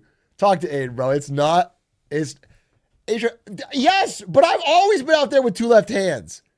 It's not me you're mad about. You can fucking use your giant chest hole and fucking carry the ball down the court. Bump into me with your belly. Okay? No. That was not your problem. Your problem is whenever someone new shows up and they fucking just play defense. They're like your same height as you and they play defense and you're like, you do your... I don't want to get into it. Ludwig has one move in his whole arsenal. It's called put the shoulder down and run into him. Run into him like a dump truck. And if they just block that, if they just stand in place, the ball goes flying. The ball goes flying. Is it crazy for the king of the court to wish for someone to kiss the ring? Don't call yourself king of the court. Don't call yourself king of the court.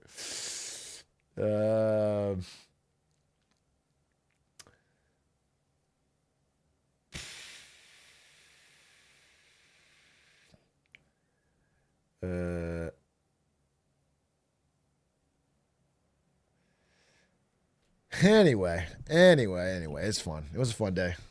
I like playing basketball with the homies. I wish we should do it more than once a week, bro. Ludwig's Draymond Green? No. That's too high praise. Draymond Green's an all-star, a defensive all-star. He has Draymond Green's fouls. Draymond White. Draymond White. Anyway, okay, wait. I was talking about stock market. I'm talking about basketball too much. All right, all the non-hoopers are like pissed off about this sports ball talk. They're like, "Where's the fucking stonks? Where's the finance, bro? Why are you telling me about the ball and hoop? Madge Sports. Let's pull up what I want to talk about today because this is brand new news. Okay. Yeah, this is fine. Okay. News today. This is not the biggest news in the whole world, but it's interesting, and I want to explain why I have the thoughts that I do about it. And maybe in learning about it, you will get a better picture of how things work currently. Okay? It's not the biggest news in the world, obviously, but it's interesting finance news. Okay, so let's start with talking about Nike, because I love talking about Nike. Did you guys know that AirPods, if they were broken out, would be bigger than Nike? Okay. Nike is a publicly traded company, like many publicly traded companies that you know about. Okay? And because they're publicly traded, they release information on how well they are doing as a company to the public every quarter, 4 times a year. I chopped it up to show you. So for example, in Q1, Nike might say, hey, we're doing pretty good, and the stock will go up. And then in Q2, they might say, actually, we're not doing so good. Things are getting worse. Our sales are going down, and the stock will go down. And then in Q3, they might say, actually, we're doing really bad in China, and their stock crashes. Okay? And then they might say, actually, we're doing okay. And it goes up again. Okay? That is a year in the life of Nike. And if you're a Nike investor, at least 4 times a year, you will get an update on like how many shoes they're selling, what their profit is like, what the future is going to be like, what countries are they doing well in. And this gives you an idea of whether or not you're comfortable holding the stock, buying more of the stock. You know, you and everybody are caught up to what the management of the company knows, which is helpful because you don't want them to have too much information that you don't have. Okay? It's called quarterly reporting. Trump today endorsed a dramatic shift to the U.S. economy. He came out on True Social and said, hey, subject to SEC approval, companies and corporations should no longer be forced to, quote, report on a quarterly basis, quarterly reporting, but rather report on a 6-month basis. This will save money, allow managers to focus on properly running their companies. Did you ever hear the statement that China has a 50 to 100 year view on their management of the company, whereas we run our companies on a quarterly basis? Not good. Okay, so Donald J. Trump would like us to get rid of 2 of these reportings. So you only get 1 update in the middle of the year and 1 at the end of the year. That's the idea, okay? You just get less knowledge of how the company that you're invested in or want to invest in is doing. Now, a couple things with this statement. First off, he says that one of the reasons we should do it is that China has a much longer view on things, and we run on a quarter-by-quarter basis. So I looked up China's reporting schedule and what they're required to report. It's quarterly. It's quarterly. It's the same as is Brazil and Argentina and half of Europe and India and Canada and Mexico and most countries. Okay? Most countries. Now, there are a few that do semi-annually, like he's saying, which is 6 months. Okay? That would be the UK, some parts of Europe, Australia, some parts of Africa. It's much smaller. Now, but what's interesting is, I'll look at the UK example, okay? So I looked up the UK. The UK switched to 6 months instead of quarterly in 2014. And when they did that, 90% of companies just kept reporting quarterly. So even though this one's blue, they still all report quarterly. And the reason they do that is because investors feel nervous when you don't get the updates, when they think more information could be hidden. The company could be getting worse for months and months and months and months, and you don't get an update. You could be holding a stock that's bad. In fact, it makes insider trading much more powerful because the insiders have the knowledge for a lot longer before the public gets to know it. Okay? So, first of all, answer to that. I think it's second thing with this semi-annual change is that it's being paired with a new SEC appointee, Paul Atkins, who is openly saying, hey, I'm not going to be a tough guy. He said, we're not going to kick down doors over minor offenses, okay?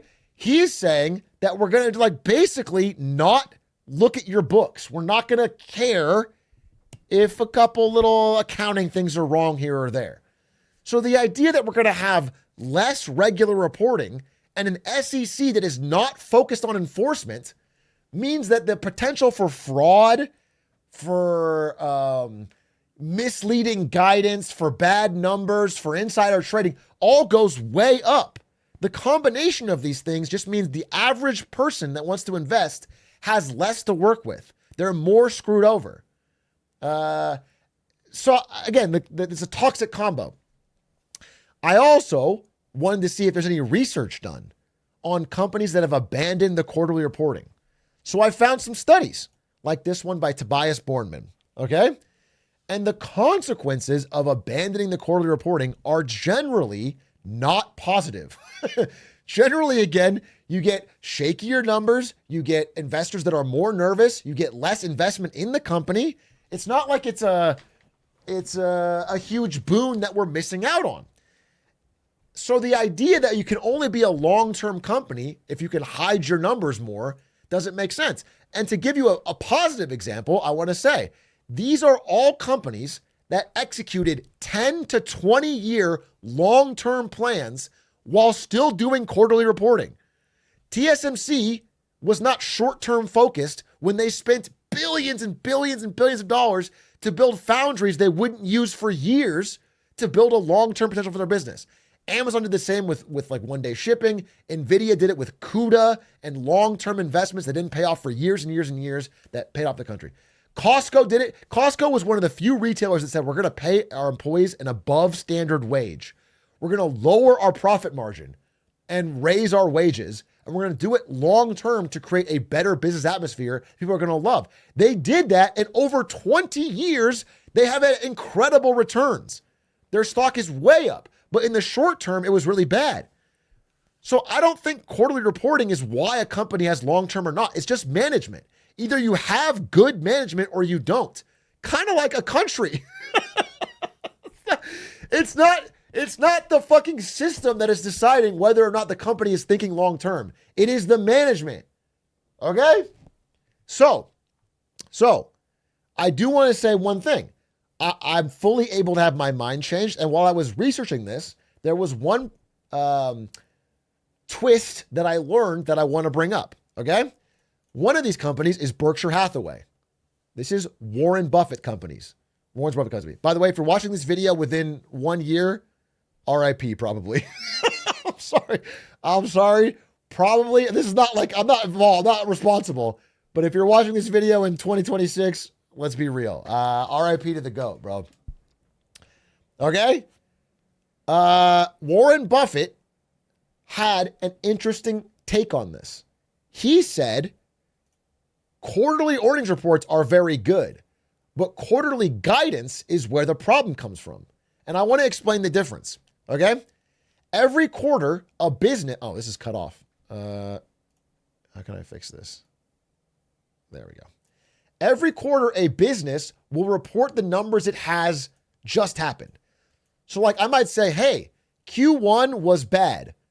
And then they announce guidance, which is basically them just guessing how the business will do in the future. Okay? So every quarter, a company will be like, yeah, we did bad in the last 3 months, but the next 3 months, we're going to do great. Okay? Guidance is not required. No, but everyone does it. Okay? That's the thing. So a company might say, yeah, our sales are down, but we're just about to have our new product come out. It's going to sell a bazillion. They'll generally be positive, right? And then when Q2 comes along and things are bad, they'll freak out.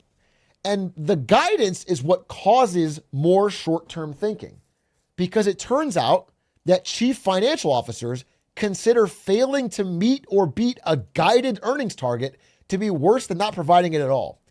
So when they studied this, they found that the thing that gets companies in trouble is when they overpromise. And then they have to do short-term things to try and make that overpromise a reality. Now, that's not what most companies do, I want to be clear. Most companies do the opposite, which is most companies lie and say, we're going to do not very good. And then when they do slightly better, they go, holy shit, we crushed estimates to try and hype everybody up. Most companies lie negatively. They guide downward so they can easily beat it. But the main takeaway I realized from looking into all these studies is that corporate earnings guidance is wrong about 70% of the time. Generally, it's useless. It's like this weird song and dance that we all do, but they're never right. They always underpromise or overpromise. They never like just say the truth about what it's going to be like. So there's a real case to be made that we could try to like collectively as a society get rid of guidance and make it so every 3 months you have to report how you did. That's it. Just give us the hard, cold data. Okay? You can do it more often. It seems like the earnings reports are very good, but the guidance is where we get into trouble. But at the end of the day, I think this plan, this one is stupid and won't help anything and will generally make the US market, which again is the most liquid, most deep market in the world. Everyone all over the world is investing in US stocks, will make it riskier, harder to tell what's going on, and worse for the average retail investor. So just a quick takeaway on this thought today. But nothing else major. Yeah, nothing else major. By the way, some companies have tried this, just to be clear. Coca-Cola, for example, stopped giving quarterly earnings guidance. There was no ill effects. Coca-Cola was fine. Coca-Cola has grown. They did it in 2002, and they have grown successfully for 23 years. Okay? So I don't think guidance is necessary. I do think earnings reports are incredible and need to be well investigated and done as often as possible.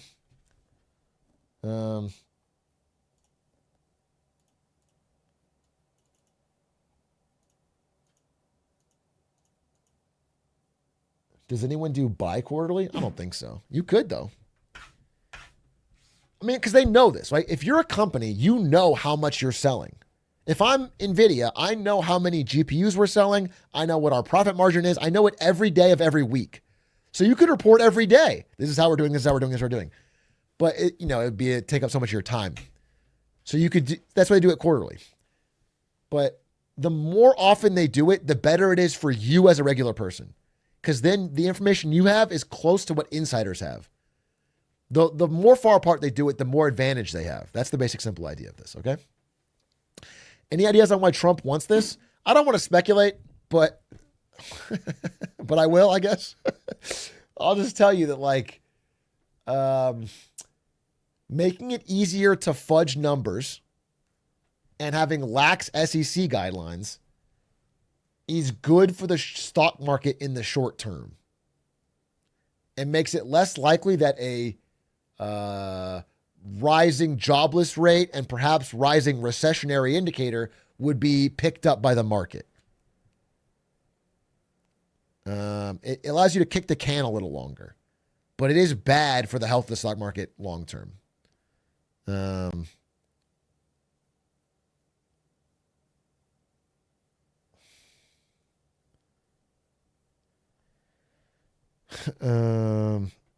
Whether he can even do it, I'm not sure. I mean, he's floated this idea before, but now he's pushing it, so we'll see. At the very least, they kick it through message on the road. Actually, I think it could be longer. So to be clear, like the way it's written, it's like, yeah, you get an extra 3 months of being able to hide bad numbers for businesses. But more realistically, what companies can do is like, how do I describe this? It's like, okay.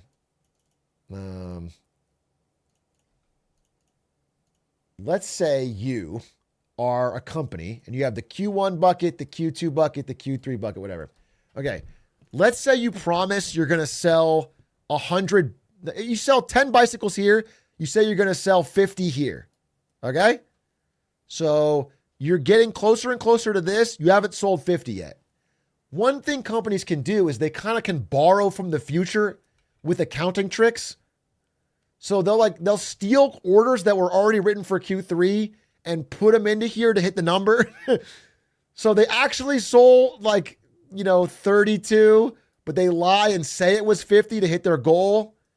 And they just borrowed that extra 18 from the future. So now Q3 is even harder to hit. Okay. That's the idea. But if you're only reporting twice a year, You can borrow from the future, and now you've pushed the realization of the problems another 6 months. Okay? So you can you can stretch things along a lot longer. You can get away with shifty tactics a lot longer. And so that's what I think is I think this is all just to make it a lot harder to know the truth about what is happening with corporate earnings, whether they're doing well or badly.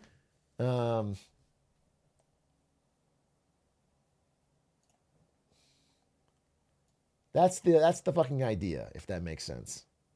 Can you we call it fraud? Well, some of this stuff is technically legal. And especially when the SEC is if it's a small offense, we're not going to push it. It's companies will be incentivized to be borderline on everything. What you really want is strong GAAP earnings enforcement. Everyone is on the same accounting principles. Everyone reports on the same schedule. Everyone has the same rules. So you can compare companies. This one makes money. This one doesn't. But we have so much fuzziness now. I'm still a bit confused what Trump has to gain from doing that. Again, this is speculation. I really don't know what is in Trump's mind and why he wants this maybe he really does believe that that's what China does and we should do it. China doesn't do this, but what I'm trying to say is if the economy is slowing down, that will start to show up in corporate earnings reports. But if they report less often and they can kick things down the road, then more likely everything will still seem green for a lot longer, perhaps even through midterms. It delays bad news. That's the idea. And it is interesting that out of the blue, Trump is suddenly really interested in this very random, technically kind of minor change for corporate earnings reports. Trump is tweeting about the fate of the nation and Charlie Kirk, and then all of a sudden he's also, we need to really change our quarterly reporting to biannually. It's a weird thing for him to suddenly get really interested in. And so that's sort of what I'm trying to explain here. Probably, yeah, exactly. I honestly think this is real. I think Howard Lutnick or Peter Navarro told him it'd be a good idea, and he just ran with it. That is a very realistic situation. But I hate both those people. You know what I'm saying? But again, I do want to say, if it was more of the Warren Buffett idea, it was hey, we're going to try and get rid of guidance. People just stop lying about the future and just be tell us the reports, just the facts, ma'am. That's not a bad idea. I think that'd be okay. Anyway, that's my little updates there. I have 2 major more stories to talk about, but I might do them on the morrow. I want to update on France and their debt situation, which you may expect. I'll surprise you. It's perfect. They paid it all off. France actually dug into the couch cushions. They found the money and they paid it all off. And everything's good there. It was a huge Pog moment. And then also I want to talk about the Federal Reserve Lisa Cook situation, which had some really funny follow-ups. But we're going to do that tomorrow. I want to play some Silk Song. But I also, is there anything else? Any interesting vids that came out recently that I should take a look at, or any discussion you guys want to have? Because I'm super down to talk, actually. But I do want to play some Silky Silk Song. Nepal updates? None that I've seen. I got tagged in their Discord server. I had to mute it. After I made the video about the Nepal Discord server, I had people tagging me in it. But not all of them were from Nepal. Some of you fucks that joined. Some of you joined their server. Get out of there, dude. Don't fuck with their democracy. But I was getting tagged in there. So far, no updates that I know about. Fed meeting soon? Yeah, I'll talk about it tomorrow. I got a big Fed update that I'll do tomorrow. Can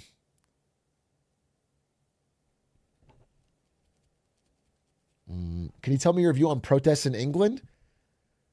Same that I say about protests everywhere. There's protests all over the world right now.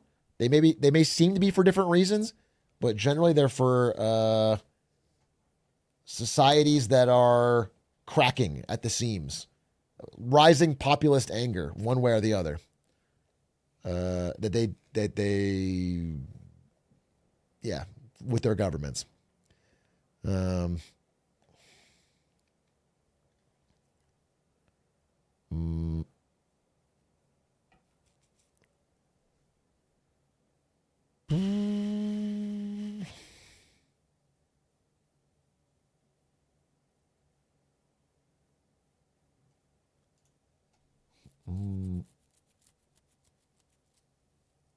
First time chatter here. I've been thinking about joining the Air Force. I'm wondering if there's anything I should know when it comes to benefits, the BB, etc. I don't know how the BB affects the Air Force. I'm not sure. I will tell you that my dad would tell you that he really liked the Air Force. He enjoyed it. But as he wanted me to join, I will tell you that I was afraid to join because it didn't seem very fun. It seemed pretty shitty. And growing up around young people on the base, they all seemed pretty miserable. However, once you get past the being young and shitty part, they call it the chair force for a reason. It's like, you know, the higher up levels of the Air Force, I guess, seem pretty cushy. They're less dangerous. They're less, you know, it's better than the other ones.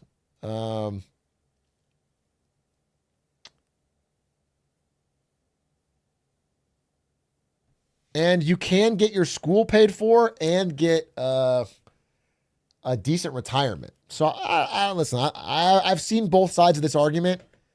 I personally was skeptical, but I can tell you that my dad did have a lifetime career in the Air Force. He was very fulfilled by it. He's made good friends. He spends most of his days now going around to different retirement ceremonies and speaking at it from his old friends. And he's got some bonds with old bud. Like, you know, it didn't, and he was just a dumb kid from ASU, just like me, bro. He was a dumb kid who got his girlfriend pregnant. They weren't even married. And that was with me. And then they got married. So, I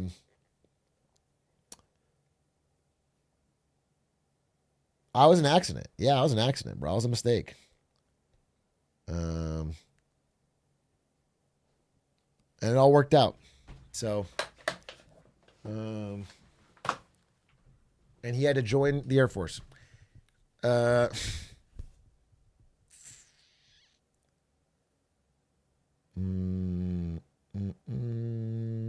dump? I'm not trauma dumping.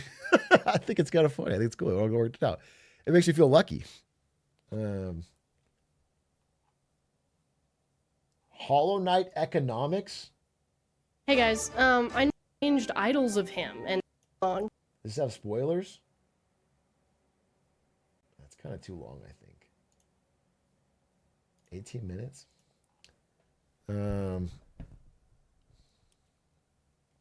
First time chatter, Big A, what's up with gold and what's up with you not reading gifties? I always read gifties. Thank you very much for the gifties. I'm sorry if I was doing a presentation. Chef Boyar Z, thank you for the 5 gifties. Chunga Bunga, thank you for the gifties. I'm sorry if I missed your gifties. Let me scroll up and see if I missed any gifties. Blake 10125, thank you for the gifties. I am Snow Red, thank you for the gifties. Much appreciated. I appreciate the support sincerely. Luminello, thank you for the gifties. Lie Detector, thank you for the 27 months. Fluff Cycle, thank you for the gifties. Fluff Cycle, thank you for the gifties. Yap Trioc, thank you for the gifties. Not MK, thank you for the 2 months. Sean Abo, thank you for the 55. Thank you very much. I appreciate the support sincerely. For whatever reason, I don't know. I've been streaming Silksong all couple of weeks, but we're at our sub peak. Maybe the Popathon had more. Maybe. But outside of the Popathon, this is my sub peak ever, which is kind of weird. I don't know why. I haven't even been streaming that much.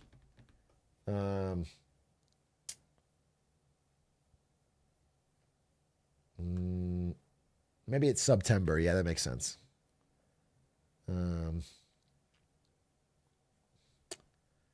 Yeah, I guess Atrioc August was something, I guess. Maybe. I don't know. I'm sure it'll go away, but it's cool. Thank you for the subs. I do appreciate it. Gold. What did I want to say about gold? It's just up, baby. was this on Lemonade Stand? I was talking to Aiden. I don't know if it was in person or on Lemonade Stand, but I told Aiden that gold is the only thing in the world that makes me happy when there's bad news.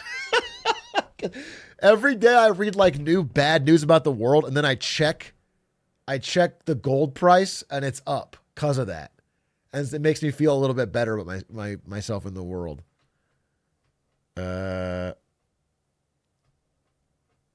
That was like one of the best choices I ever made. I put so much fucking money into gold, and now it just all this bad news. At least, at the very least, I feel like I was a smart little boy. I was a primo. Okay, that was a good primo. I always talk about the primos. The primo was me and Aiden talking about Charlie Kirk for an hour and 20 minutes, and the world and everything. I recommend it. I'm biased. I recommend it. If someone's seen it, give a +1 in chat. I thought it was good. It was a good primo.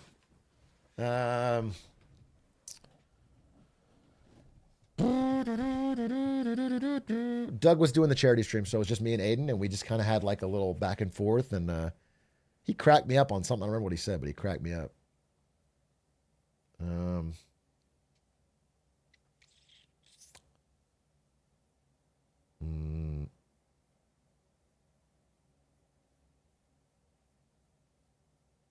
Wait, what? People are canceling their credit card, enabling airplane mode, and then using Apple Pay for a couple hours for free money. Please, if you have these, link me. I would love to do a TikTok reacts, like a finance TikTok thing again. TikTok fraud. That would be, if you have this, link me this. If you can compile these, that's so fucking funny. There's no such thing as free money. I would love to talk about that. I have not seen that. That's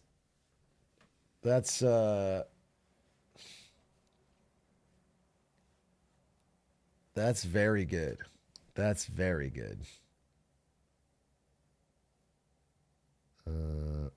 Is Warren Buffett the GOAT presidential age, or is he too young? He's too young, unfortunately. The thing about Warren Buffett is like he's a young gun. Like he has some good ideas, but he doesn't have the experience and the wisdom to lead our great nation. And I think that'll come when he grows up, when he's not so hot-headed, you know?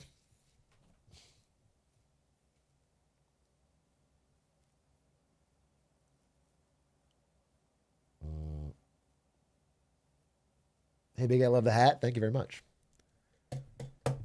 Love the hat, but it looks kind of up dog. I'm so confused. I want to ask a question.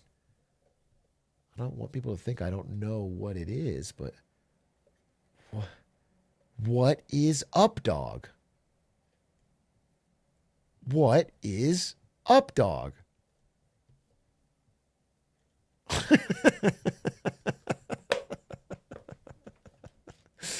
No! Oh, I realized that only too late that I've been fooled. Oh, I've been fooled. They got me. They got me. They got me so completely. Holy, what a fool. Oh, this is unrecoverable. I thought you were joking. Bro, really?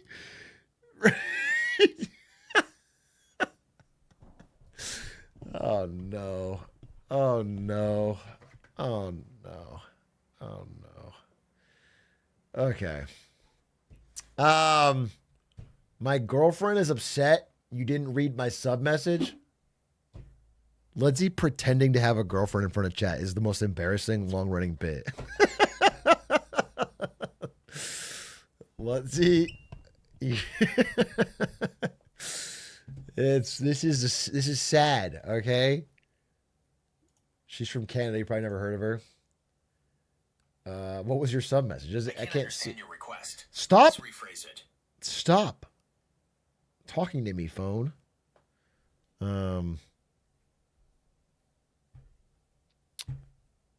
She mods a different chat. Yeah, my girlfriend's not here. She's a moderator in a different chat. She's not.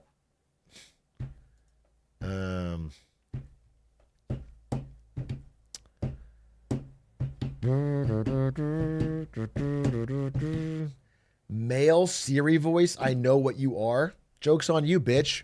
You think I'm gay? Actually, I'm broke. I don't have Siri. It's Android. And it's default male. Okay, how about that? I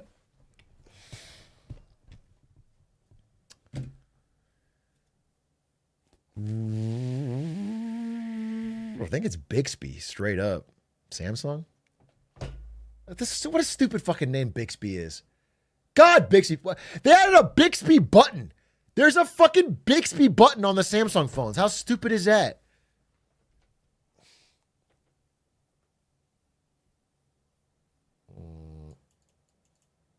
You can reprogram it. I never modify default settings on my phone. Okay? That's un-American. It's not what our founding fathers would have wanted.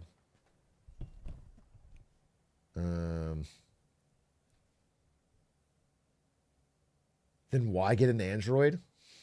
Dude, what's crazy is I did a sponsor for someone and they gave me a free iPhone. And at the time, it was the latest iPhone. And I tried it for 3 days and I gave it back. I gave it back and I canceled the sponsorship. Because I can't deal with it. I don't like it. It's too different. I don't like the control. I don't like the icons. I don't like it. It doesn't fit my lifestyle, and I'm just used to it. That's all it is. I'm just used to it. I had an Android from the early days, from like 2013, so I'm used to it. I'm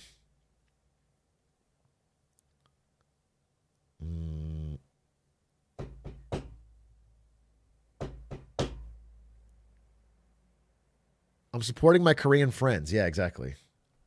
Someone's got to, since fucking Trump is arresting them at factories that he asked them to build. Dude, the fucking Korean thing. The Korean thing's so fucking crazy. It's so crazy. And now, dude, if you guys don't watch, I mean, you don't, but if you watch Korean news,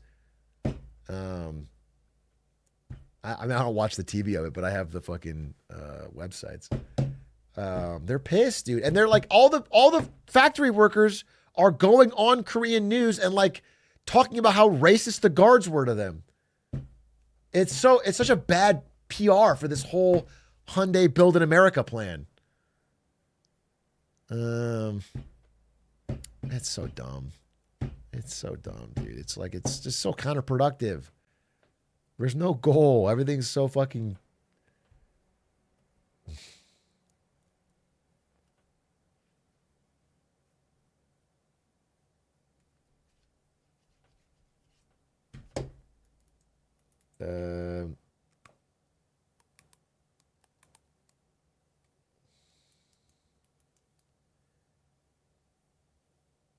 I'm pretty new here. I missed the Enron 2-tone hat will be restocked. I'm not sure, but we're launching the market cap hats. I don't know if I have it. In a few days. We're going to launch the market cap.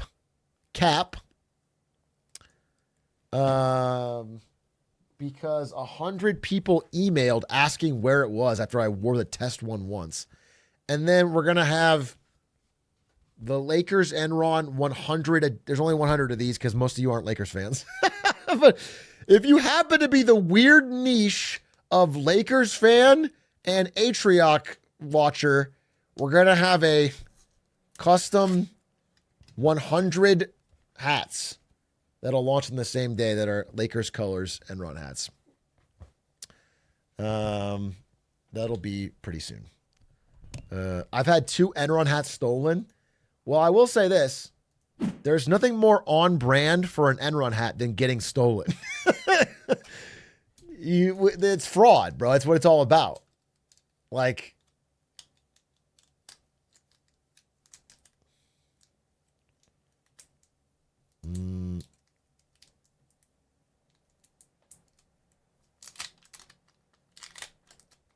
I would buy an Enron hat if I didn't work for an energy company. Isn't that even funnier? If you work for an energy company wearing an Enron hat, isn't that like fucking hilarious? I stole 2 Enron hats. All right, see everyone. Someone wins. Someone always wins. Someone always comes out on top. Okay, any hoot, any hee-hees, any ha-has. I think I'm going to play Silk Song now. Wait, what did... Lud just messaged me, how good or bad are you at Get to Work?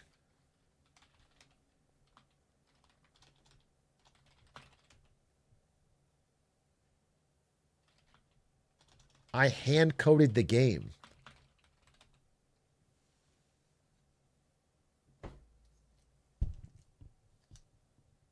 What is he trying to fucking... Didn't you lose to Lud? No, I lost to Squeak, Speedrunner of the Year. It's totally different. There's no shame in losing to Squeaks. He won an award. He's like Michael Jordan of speedrunning. There's nobody better than him. Okay?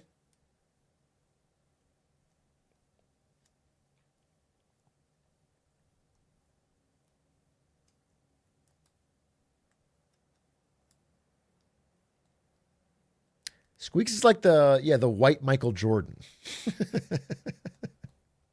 Yeah. Yeah, he's like that. That makes sense. Yeah, I think that tracks. The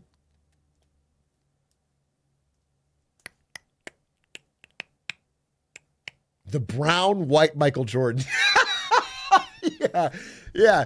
He's not the brown Michael Jordan. He's the brown white Michael Jordan. That is exactly what Squeaks is. I think you've nailed it of speedrunning. Anyway, yeah, I lost to Squeaks, but Squeaks never beat my PB. Just to be clear, I'm not trying to be, listen, I lost fair and square. Squeaks never beat my Get to Work PB, which was the best of us 2.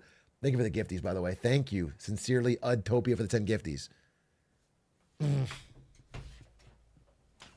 And after I beat Silksong, I am going to play Get to Work, the DLC. But obviously, it launched at an inconvenient time for that. Beavis, leave it with the Prime. Thank you for the gifties. Sincerely. Uda, how do I pronounce it? How the fuck do I pronounce it? Utod Depia. How do you say your fucking name? Utod Depia. Utod Pia. Utod. Can I just call you Todd Pia? You're like Utopia plus Todd. What a stupid name. Thank you for the gifties, though. Seriously, thank you for the gifties. Seriously, for the gifties? You Todd Pia? That's your name?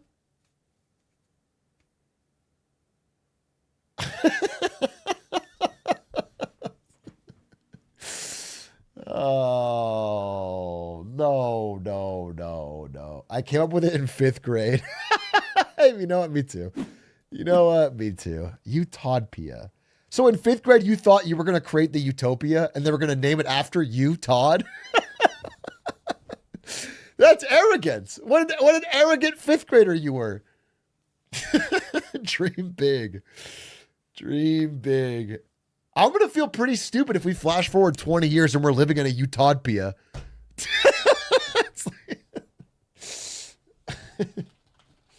It's like this.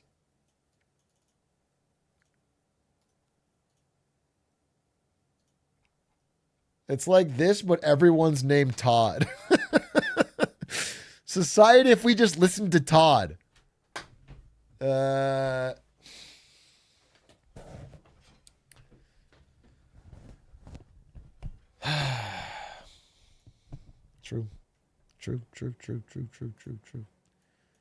True. True. Based. Facts. Real. True. Facts. Based. Anything? Anyone drop any bangers that I could react to? Just because I was going to start like a little after 7 for Silk Song. Give myself 3 hours of gameplay. But I want to... Oh, the Hera video? Dude, don't get my ego started. Do not get my ego started. Bro, the greatest Age of Empires player in the history of the game made a Glaze video. how a famous streamer got 1,500 ELO in 2 months. I just started watching it and I was like, I have to watch this on stream. Oh, bro. First of all, famous. Thank you very much. Second of all, dude, he's just fucking...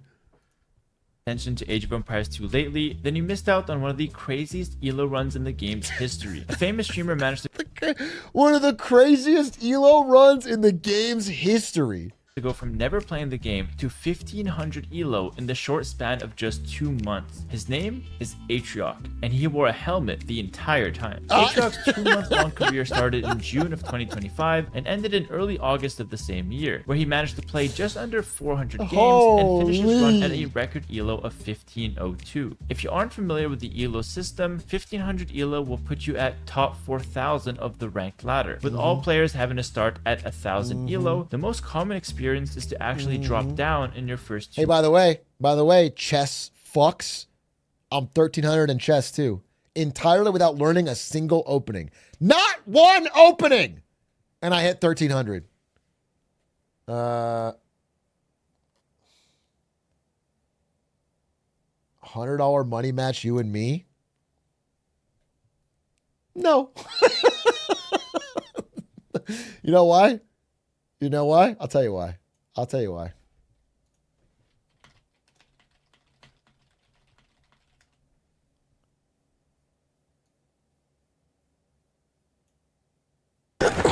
We could end this war.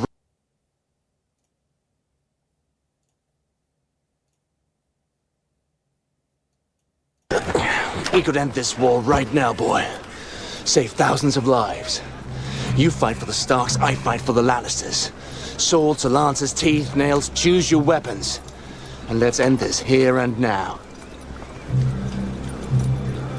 If we do it your way, Kingslayer, you'd win. We're not doing it your way. We could end this war right. You know what I'm saying? Never fight a pig in a mud fight. You know what I'm saying? All right? Never fight a Twitch mod in a fucking chess fight. What am I? I'm guaranteed to lose.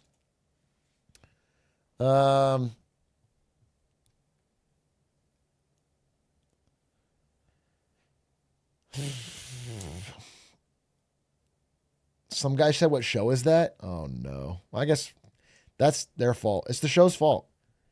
Some child not knowing what show that is because the cultural relevancy that was lost with the 7th and 8th season means that anyone who wasn't around for the first ones will never know its fucking importance or how good the show was. I don't blame them at all. It's their fault. It's a generational fall off. Hey, at the very least, though, the books will come out any day now. George is hard at work. He's typing up a storm, and any day now we'll get a brand new book. Probably both of them. You know what he's probably doing? Here are some bangers. Wait, what? Oh, bangers. Wait, was Silken Song part of this? Or did you add it afterwards? Oh, so interesting. It was part of it. Wow, that's so fucking interesting. Okay, yeah, well, we're going to grind today, so I'll definitely play him. Next boss. Not even kidding. I put on the God Gamer song and it carried me through the final boss in Silk Song. Don't spoil me. There's a final boss. I want to pretend there's a never-ending thousands of bosses. Okay? That's what you're doing is spoiling me right now. That the game ends. And I don't want that.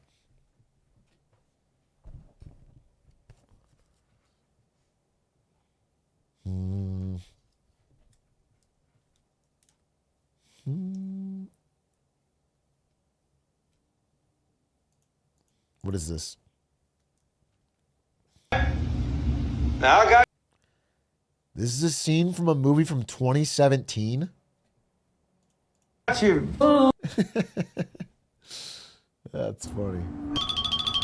I took Bernie into deep Trump country. Can he win them over? Can he? My son. Hey, what's going on? It'd be kind of funny. It'd be a funnier video if he just does it. It'd be a funnier video if they're just like, fuck you, Bernie. They're having a video shot here, and it's about Bernie Sanders coming to town, and they know that we're all Trump supporters. What happens when you put Bernie Sanders in a room full of Trump voters? I was shocked. I was like, oh. Not as bad as they had told you, huh? This is not how he's portrayed. It's complicated. But then again, so is West Virginia. This is West, by God, Virginia. Yeah, but this is an unfair bias because they're not including when, like, he's not even, look, he's hiding his horns and his tail. He's hiding, like, he's not even breathing fire. He's not, you know what I'm saying? He doesn't have the little, like, of course he's going to seem less evil when you do that, but that's not the real picture of who he is. So, I don't know. I think it's kind of fucked up.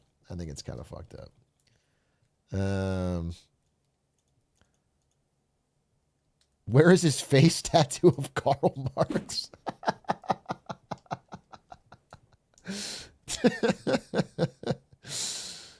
Like, he's probably drinking water and not blood, but you know he still needs the blood. Like, look at this. Cup of water, convenient. But you know he put a gallon of blood down before he came out to speak. It's ridiculous. It's convenience. No, they're going to play some Silk Song, straight up. Chat, thank you for watching. I hope you enjoyed hearing some updates on the news. It was fun to deliver them to you. It was fun to talk to you.